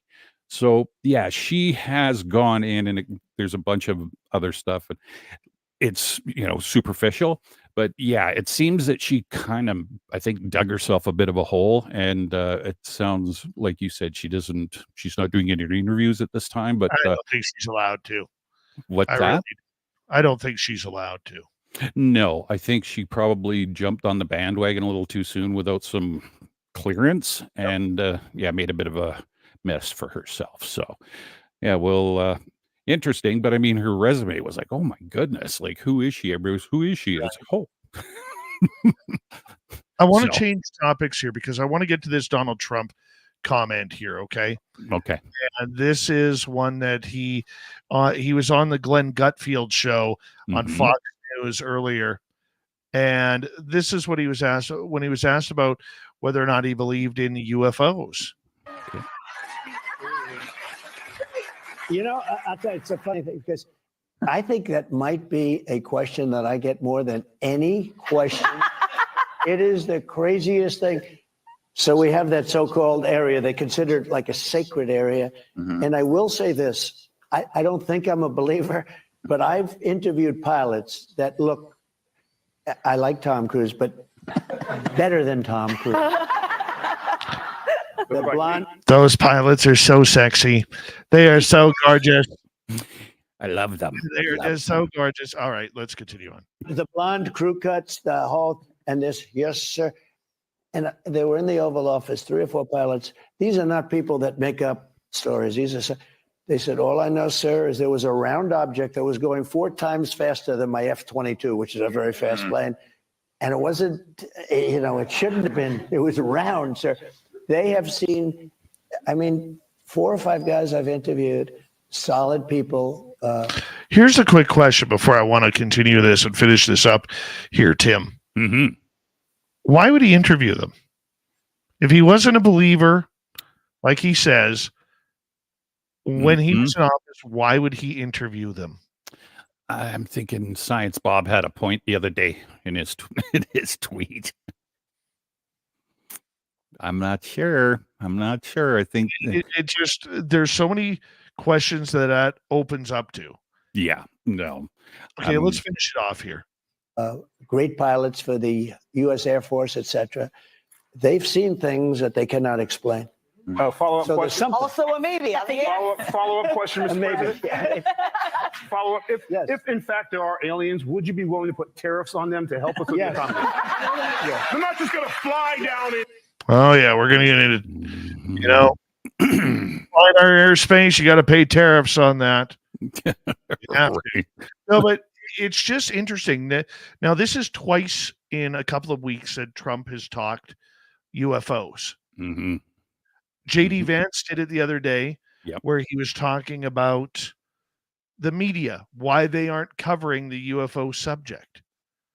I find it very interesting, and yes, people want to know the UFO story. Okay, and I wish Trump would come on have like a oh, how can you put it, a Larry King type interview about UFOs, Right. where you get in depth. Maybe Tucker Carlson has that, or whoever, because he's very choosy with who he speaks with. Yes. But I'm very, very curious on how he would actually handle not just a 30 seconds or 1 minute of an interview of those questions, because the people who are asking, they're laughing, they're giggling, they're surprised. They have no idea what they caught him saying. No, not They're at so all. stupid about this subject. And I mean that politely, Yeah. that they don't even know what he was just saying. He's telling you, our guys have seen these up close, and we got to believe them.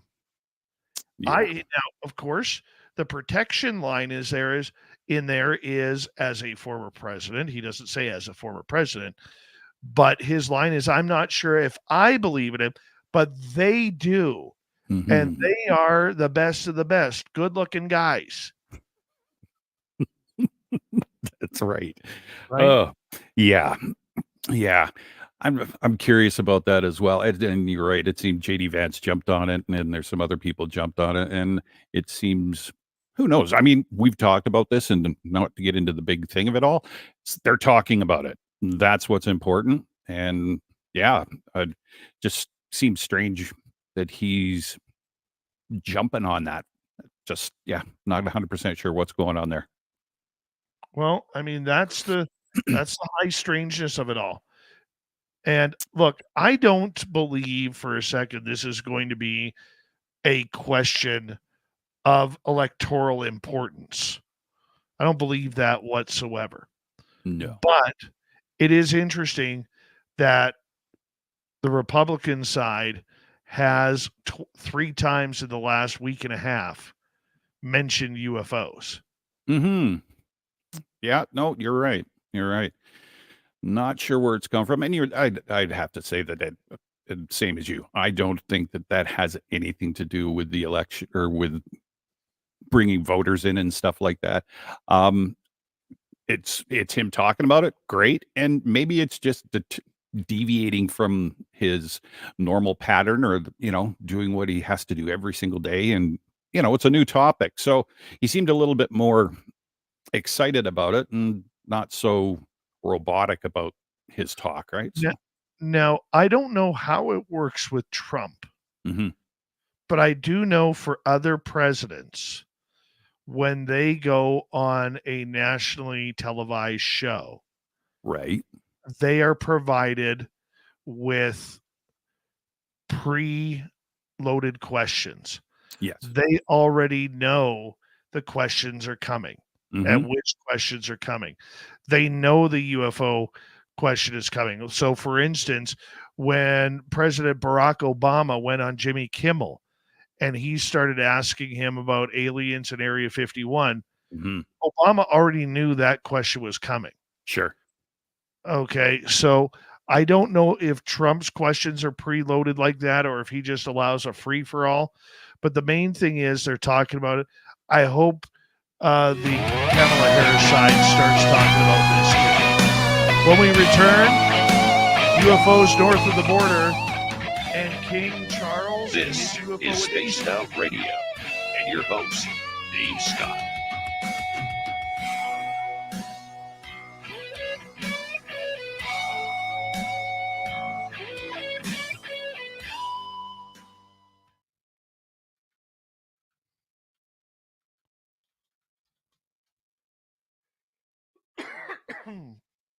Shaq Valet, how are you? Why have the about turn on making the channel politically charged? We aren't. No. We are literally talking UFOs that a person of authority and power in the United States brought up UFOs. So that's where we are. Yeah. At no point did we go into whether we support Republicans or Democrats. The only position this show has is Trudeau must go. That is it. Yeah. Dear leader needs to go. Right? Agreed. Agreed. So there is nothing like that going on, and I apologize if you feel it's that way, but that isn't the point of it whatsoever. When they, I don't care who it is, whenever anybody talks UFOs, we are going to talk UFOs about them. That's news. That's not political. That's called news. And once again, not saying it to be insultive. No. I'm just trying to explain a point here because I know for many people it's a sensitive topic, and for many other people, it's a hatred towards one man. I would be having the same conversation with Tim if Kamala Harris had that conversation. If Joe Biden had that conversation, I would absolutely love to have that conversation. I would love to play what they say. So, yeah. And I think that on Monday night you had said too, and you made a good point. We have no skin in the game. There's nothing on either side of that, right or left. Nothing to do with it. You will never ever hear who I support politically. Ever. No. Ever. Right? I'll tell you who I won't support. Yeah. But that's only in Canada because, once again, I have no skin in the game in the United States, and I'm not going to be an influencer and say this is who we would wish you would support. That's not a free vote. No. People need to shut the hell up and allow people to vote on their own cognizance. The main thing is you go out and vote.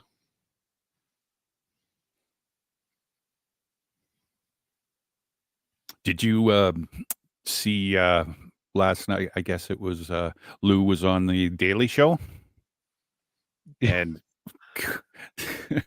aliens. What's with the fucking aliens? Oh, that guy sounded drunk. Yeah. It was so funny. Watched it a couple times. I was like, oh my God. Right? Cody Eiler, how you doing? Did you see the bottom of Lou's cup? Some No. big conspiracy theory on X today. He's taking a drink out of a cup with nothing in it, and he tips it up to his mouth, and there was something written on the bottom of the cup, and everybody was like, what's it mean? It's a secret code. And yeah. So I was kind of watching that today too. That was sort of funny. Oh, good.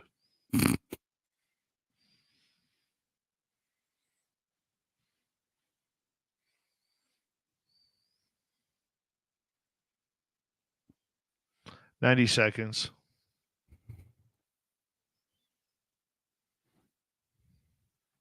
Had a good show tonight.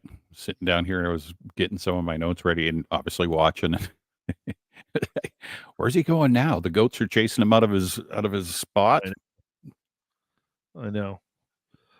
Olav is so happy with his new lady. It's amazing.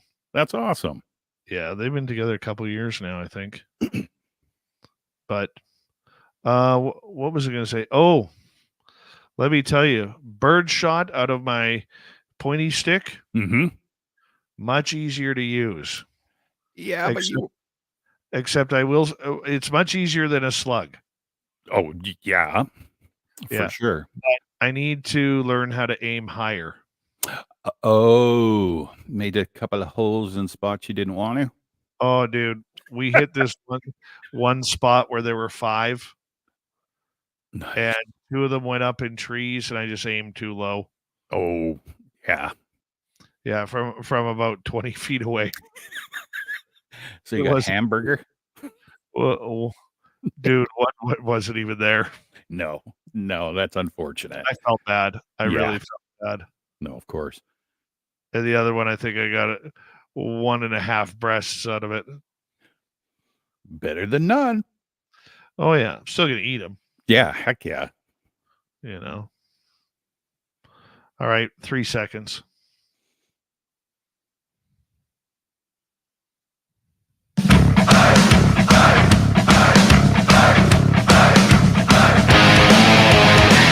Final half hour of Spaced Out Radio is now underway. Thank you for joining us. My name is Dave Scott. We are always appreciative of everyone who tunes in and puts on a little bit of tinfoil just to make sure you're safe. UFO Report with Tim James continues right after this. But first, we want to remind all of you that if you've missed most of this show or others, you can always check out our free archives by going to youtube.com/spaced out radio. Do old Davey the favor, hit that subscribe button. Our website, spacedoutradio.com. We have a plethora of features for you. Rock out to Bumblefoot, read the news wire. Check out our swag as well. Follow us on X at Spaced Out Radio, Instagram at Spaced Out Radio Show, and on Patreon in the Space Travelers Club. Tim James is here with the UFO Report. Tim, we're going to get to Justin Trudeau here momentarily, but we're going to stay south of the border quickly because apparently Christian Gillibrand told members of thehill.com we're going to have new hearings. Yes, she did. So I guess that was today. Basically the Senate Armed Service Committee is looking to hold the UFO hearing after November elections. That was confirmed by her office to the Hill today. So the hearing announcement follows an increase in demand from senators and Congress people, as well as the sightings of UFOs, including one purportedly near Malmstrom Air Force Base in Montana. The announcement would also come more than a year after the explosive House hearings in July of 2023, when 3 former Pentagon officials testified about their experience with sightings of UFO, warning that a lack of information on the phenomenon could pose a national security risk. So now Gillibrand, who basically helped set up Arrow in 2022, says that she also wants a progress update on the office's work before the hearing in November. It's a priority for me, is what she said, and I think it's very important that we continue to make things publicly available. Gillibrand earlier this month told Matt Laszlo's DC podcast that she wants a progress report on how many UFOs we've assessed and analyzed, and for the office to give examples of what we have identified and give examples of what we haven't identified. So Gillibrand, who chairs the subcommittee under the Senate Armed Service Committee on Emerging Threats and Capabilities, added that she wants Arrow to continue to build credibility. I was like, what? Okay. How about start building credibility? Her office did confirm yesterday that there will be a hearing, and most likely after the elections in November. So in last summer's headline-making House hearing on UAP, where former Air Force intelligence officer Dave Grush alleged the government was hiding technology of foreign or even extraterrestrial origin, Representative Tim Burchett requested requested the Inspector General of the Intelligence Committee to investigate the claims further, but lawmakers have been frustrated with any of that progress since then. With Burchett suggesting that he believes the U.S. government was involved in cover-up of information on UFOs. So, and then, yeah, a Pentagon report on the UFO released in March concluded, as we all know, that there's no evidence the U.S. has reverse engineering extraterrestrial technology and pushing back on claims that it's hiding off-world spacecraft.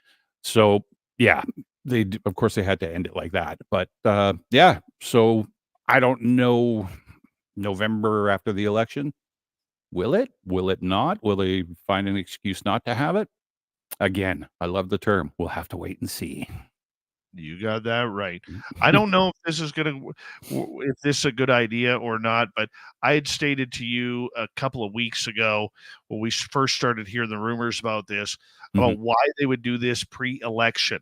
It didn't make sense because there are going to be people who are sitting in on this. You need to know who your colleagues are before you have a hearing of this magnitude. Yes. Yeah, for sure. So, and if some of them do not get elected or reelected, then you're starting from scratch all over again. Right? Definitely. And then they're sitting there with egg on their face because everybody's going, we told you so. So yeah, maybe after, it's a much better idea, like you say. I think after the election, when you've got all the pieces in place, you bring those people together, then they can move forward without any interruption, so to speak, right? So who knows? Who knows? Sure. What about Justin Trudeau? What's going on there? Ooh. So Canadian Prime Minister Justin Trudeau was provided a classified memo on the subject of UFOs. And this is coming from CTV up here in Canada. So CTV obtained through a Freedom of Information request, the heavily redacted document offers a glimpse into how the Canadian government responded to the UFO that was detected and shot down over northern Canada's Yukon Territory on the 11th of February. And then that was 2023. So according to the secret memo, the Yukon object was the 23rd so-called UFO tracked over North America in the first few weeks of 2023. So what happens is NORAD actually numbers the objects on a sequential basis every year, so they can track every detected object that is not immediately identified. Upon cross-examination, most objects are found to be innocuous and do not meet the threshold for higher reporting. So in Trudeau's memo, object number 23, as it's called, its function, method of propulsion, or affiliation to any nation state remains unverified. So in the memo, it also said that UAP-23 was one of 3 unidentified objects shot down by fighter jets over North America in February 2023. Immediately following the February 4th downing of the suspected Chinese spy balloon. While the 3 objects have still not been publicly identified, all were reportedly much smaller than 200 feet tall and apparent Chinese surveillance devices. So on the 16th of February, Joe Biden said that the 3 mysterious objects likely pose no threat. So we all heard that one. So transmitted on the 14th of February, the memorandum for the prime minister was classified secret and for limited distribution. It was CC'd to Trudeau's national security advisor, Jody Thomas, and signed by Janice Charest, who then served as the powerful clerk of the Privy Council. So, Canada's Privy Council office is the centralized hub that directs the country's public service and is responsible for providing nonpartisan support to the Prime Minister and Cabinet as they make policy decisions. So detected on the afternoon on February 11th, the Yukon object was shot down the same day by the U.S. F-22 fighter jet. At the time, officials described it as a suspected balloon and was cylindrical in shape. NORAD Canadian CF-18 Hornets had been scrambled, but the F-22s, as we talked about a while back, were better located for time and space and got there much quicker. So due to the harsh winter conditions after they shot it down and the remote mountainous terrain, efforts to recover the debris, now this is what's in the memo, from the Yukon object were called off. And this was on the 17th of February. And quoted in the memo, it says, "It is unknown whether it possesses an armed threat or has intelligence collection capabilities," the memo said.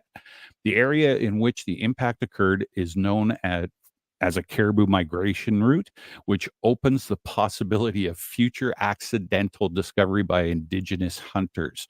So they're kind of worried about that. I don't know, whatever. But yeah, the memo keeps going. Extensive redactions were made to the memo under the sections 15 and 69 of Canada's access to information, blah, blah, blah, blah. The declassified document was provided to CTV News by a civilian researcher who wished, obviously, to remain anonymous. CTV News did verify the document's authenticity by filing a new Freedom of Information request with the Privy Council. So the Privy Council and the Prime Minister's office did not respond to the request for comment. So, in a statement to the CTV News, Canada's Department of National Defense would not disclose how many other unidentified objects have been detected over North America since the mass sightings, I guess, in February. So, following the identification of a larger high-altitude surveillance balloon, NORAD adjusted the detection capabilities to give better fidelity and seeing smaller, slower objects at various altitudes, a Canadian Defense spokesman said. Each event is unique, and NORAD's response is determined on a case-by-case basis. So, yeah, the memo came out, and it was like I actually tried to read the memo, and yeah, just redactions everywhere. But so there we go. Trudeau has been informed, and he knows all about it. So he doesn't really talk much about it anyway. He usually avoids the subject, but if it's brought up, yeah, we can all, they can say, well, yeah, you do know about this, and that'd be interesting. But we're in Canada, right? And there's not a lot of, not the same as down south. There's us, but it's not the push, I don't think, up here that there is down in the States. We all sit and watch and see what they do and hope that, I guess, our government and will follow as well, right? So. Well, this isn't the first time he's been read in on it. This is about the fourth time that I have heard. I mean, it's just one of those things where he just continues to play dumb on the subject, much like Dear Leader does play dumb on many subjects in regards to his, what he goes public with, but on the flip side, we don't know if there's contracts within the NORAD agreement or the Five Eyes that actually says, look, we don't want you guys talking public about this, in any country, so we don't know if that's actually happening or not. Right. But we know he was read in this time. We know he was read in at the time of the Chinese balloons and drones. We know that he was read in when the UFO subjects started getting a little bit more serious back in 2019, when his ambassador to the United States actually flew back up to Ottawa to brief him on it. That was, I believe, the first time that happened. And we have that story here. And so we have a lot of this going on, but will he talk about it? Or more so, will the Canadian media outside of Daniel Otis at CTV actually have the audacity to ask him the UFO question? That's what I want to know. And I don't think they're prepared for that. Yeah, I don't understand. I mean, and I'm not, comparing or slamming anybody's media, but I find that watching both sides of the border's media, I think they all create stuff. Today's media sensationalizes a bunch of garbage. But what I do find is with CTV News, in my experience, is that they just seem to be. They want the truth. They ask the questions. They're not judgy. They don't pick sides. Yeah, and I'm wondering the same thing. Why wouldn't they ask that? Why wouldn't they approach him? Is it because we're too polite and it's not nice to do that, or like, yeah, if I was working for him, I'd be like, yeah, I'll ask him. It's like, so I don't know. I'm just kind of weird. I have no idea. All right, final one tonight. We got about 7 minutes to go. We're going to get into King Charles and his UFO addiction. Oh, yeah, apparently. So, found this. This is just a little bits and pieces thing. So, King Charles has a secret paranormal library to study UFOs. So, according to a newly released documentary called King of UFOs, imaginative, His Majesty has inherited a secret paranormal library, which has a vast collection of files and books on the subject.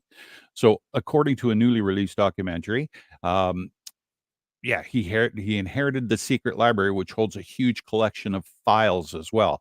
So the documentary reveals that King Charles inherited this collection of book and files and all this stuff, UFOs, crop circles, paranormal activities, actually, from his family.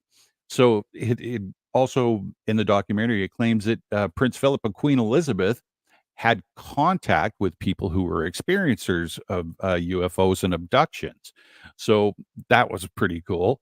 And then there was something else in here, and I'd read about it too. One surprising claim in the documentary is that in 1975, and you probably would recall this or remember this, Prince Charles, before he became the king, was spotted flying an experimental aircraft that looked like a UFO here in Canada, right?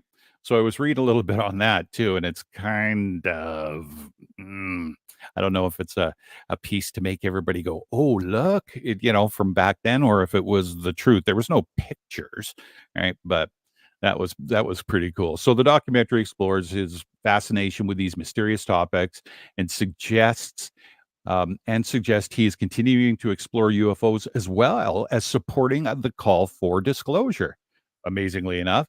And he also has spoken to Biden and Trudeau, suggesting it's time. So, yeah, that's out now. So it's on. What that means, him saying it's time. Time for tea. Yeah, I've looked at it too, and I like the way it hung at the end there. It's like, ooh, speculation. What does it mean? Obviously, I'm reading that he thinks it's time that things get opened up. All right, but I don't know what he can do with persuading Canada and the U.S. to disclose. I mean, is he going to get Great Britain to disclose, or yeah, I don't know. But yeah, I thought that's interesting. That's kind of cool.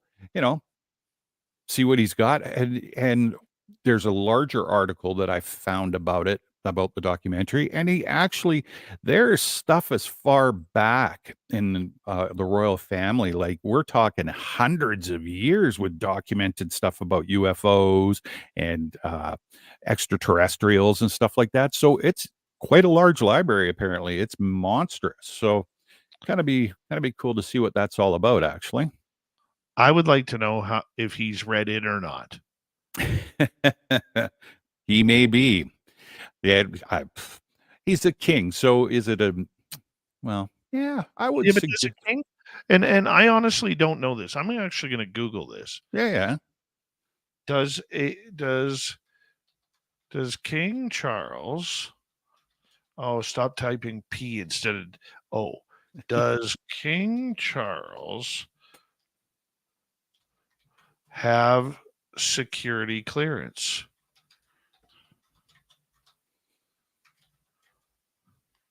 Survey says. Well, let's see. Does the British monarch have security clearance? The Queen doesn't, when she was alive, didn't get security clearance because she doesn't need it.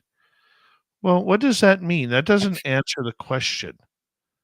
She doesn't need it. Yeah, that's pretty vague. She doesn't need it because she is entitled to know everything, or just the opposite? She doesn't need it because she doesn't need to know everything.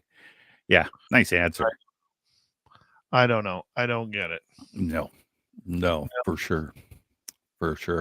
So, yeah. What do you do? Exactly. I do believe, though. Mm-hmm. I do believe, though, that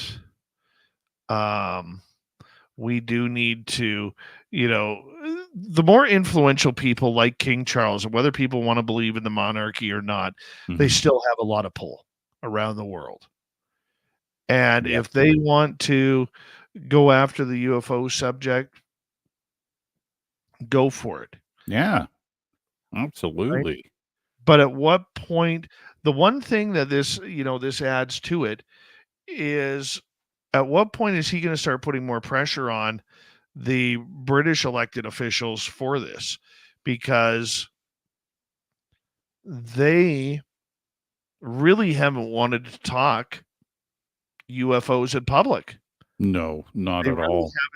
They really haven't got into that yet. So I find that very intriguing on how they're going to try and pull that off. Well, maybe like like it said in the article, when he talked to Biden and Trudeau and suggested it's time, maybe it's that, okay, you go first and then I'll go after you, right? Like, who knows? Or maybe, yeah, they'll follow the lead, or the rest of the world would follow the lead if the suggestion was taken from. I have no idea, but it's all obviously speculation. But yeah, and Britain is so tight-lipped about all that sort of. Great Britain is so tight-lipped about that stuff. You're right. Like, what's going on, right? Then nothing, everything's fine. I agree, but I mean, monarchy type governments are quite like that, where if we don't talk about it, it never happened. Yeah, for sure. So no, but I go ahead. Like I was saying, this is already, the documentary's already out, and I think you can find it on like 17 different streaming services in Canada and the States. And there was a big list of them when I checked that out. So I'm definitely gonna have a peek at it, and hopefully it's not just a bunch of fluff and stuff. But you never know. It'd be cool if it was something interesting and had a little more insight into the monarchy, because again, those gates are always closed and it's all top secret, and then they don't want you to know about stuff. So of course. Of course. Well, anything else we can quickly super quick. Yeah, no problem. So Senator Mark Kelly out of Arizona, the former astronaut and Navy pilot, says that UFOs must be investigated, and he has jumped on board with his fellow politicians, with Tim Burchett and Marco Rubio. So number 3's in, and he's pushing for it. More keep adding to the table. Military's going to do something drastic if they're going to shut down this whole disclosure talk. They're going to have to figure something out there. Tim, big thank you for coming on Spaced Out Radio again tonight and talking about UFOs. You're doing absolutely great, my man, and we'll talk to you in a couple minutes. As we say hello, Ron Bumblefoot Thal, rocking in the background when Little Brother is watching. Bumblefoot is the official music of Spaced Out Radio, rocking us in and out of every single show. Get your horns up for the guitar god himself. Special thanks to everybody listening in at work, at home, in your cars, wherever you may be. Thank you to everyone in our chat rooms tonight. YouTube, Twitch, LGAP, Facebook, Spreaker, LinkedIn, Space Travelers Club, and on X, hashtag Spaced Out Radio. I know you're out there somewhere. Remember, this show is copyright by Spaced Out Radio and SOR Media Ventures Limited. Thank you so much for choosing to share your evening with us, because together, my friends, we're watching. We own the night. Mr. Bumblefoot, we need a favor. We need you to take us home.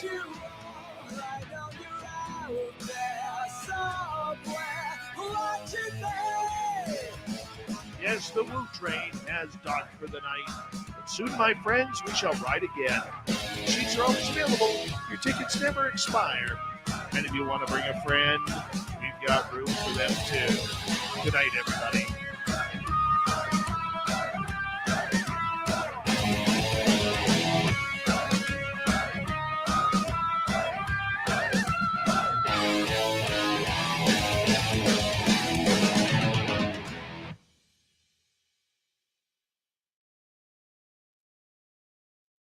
Good job, Timmy.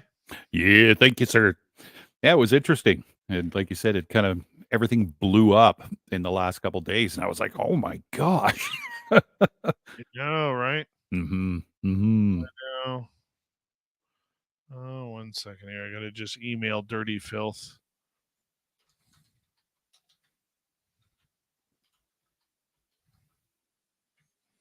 There we go. He's so dirty, that dirty filth. He's dirty.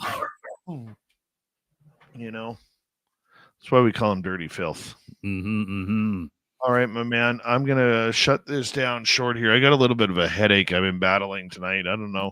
It was too sorry, dude. or whatever, but hi,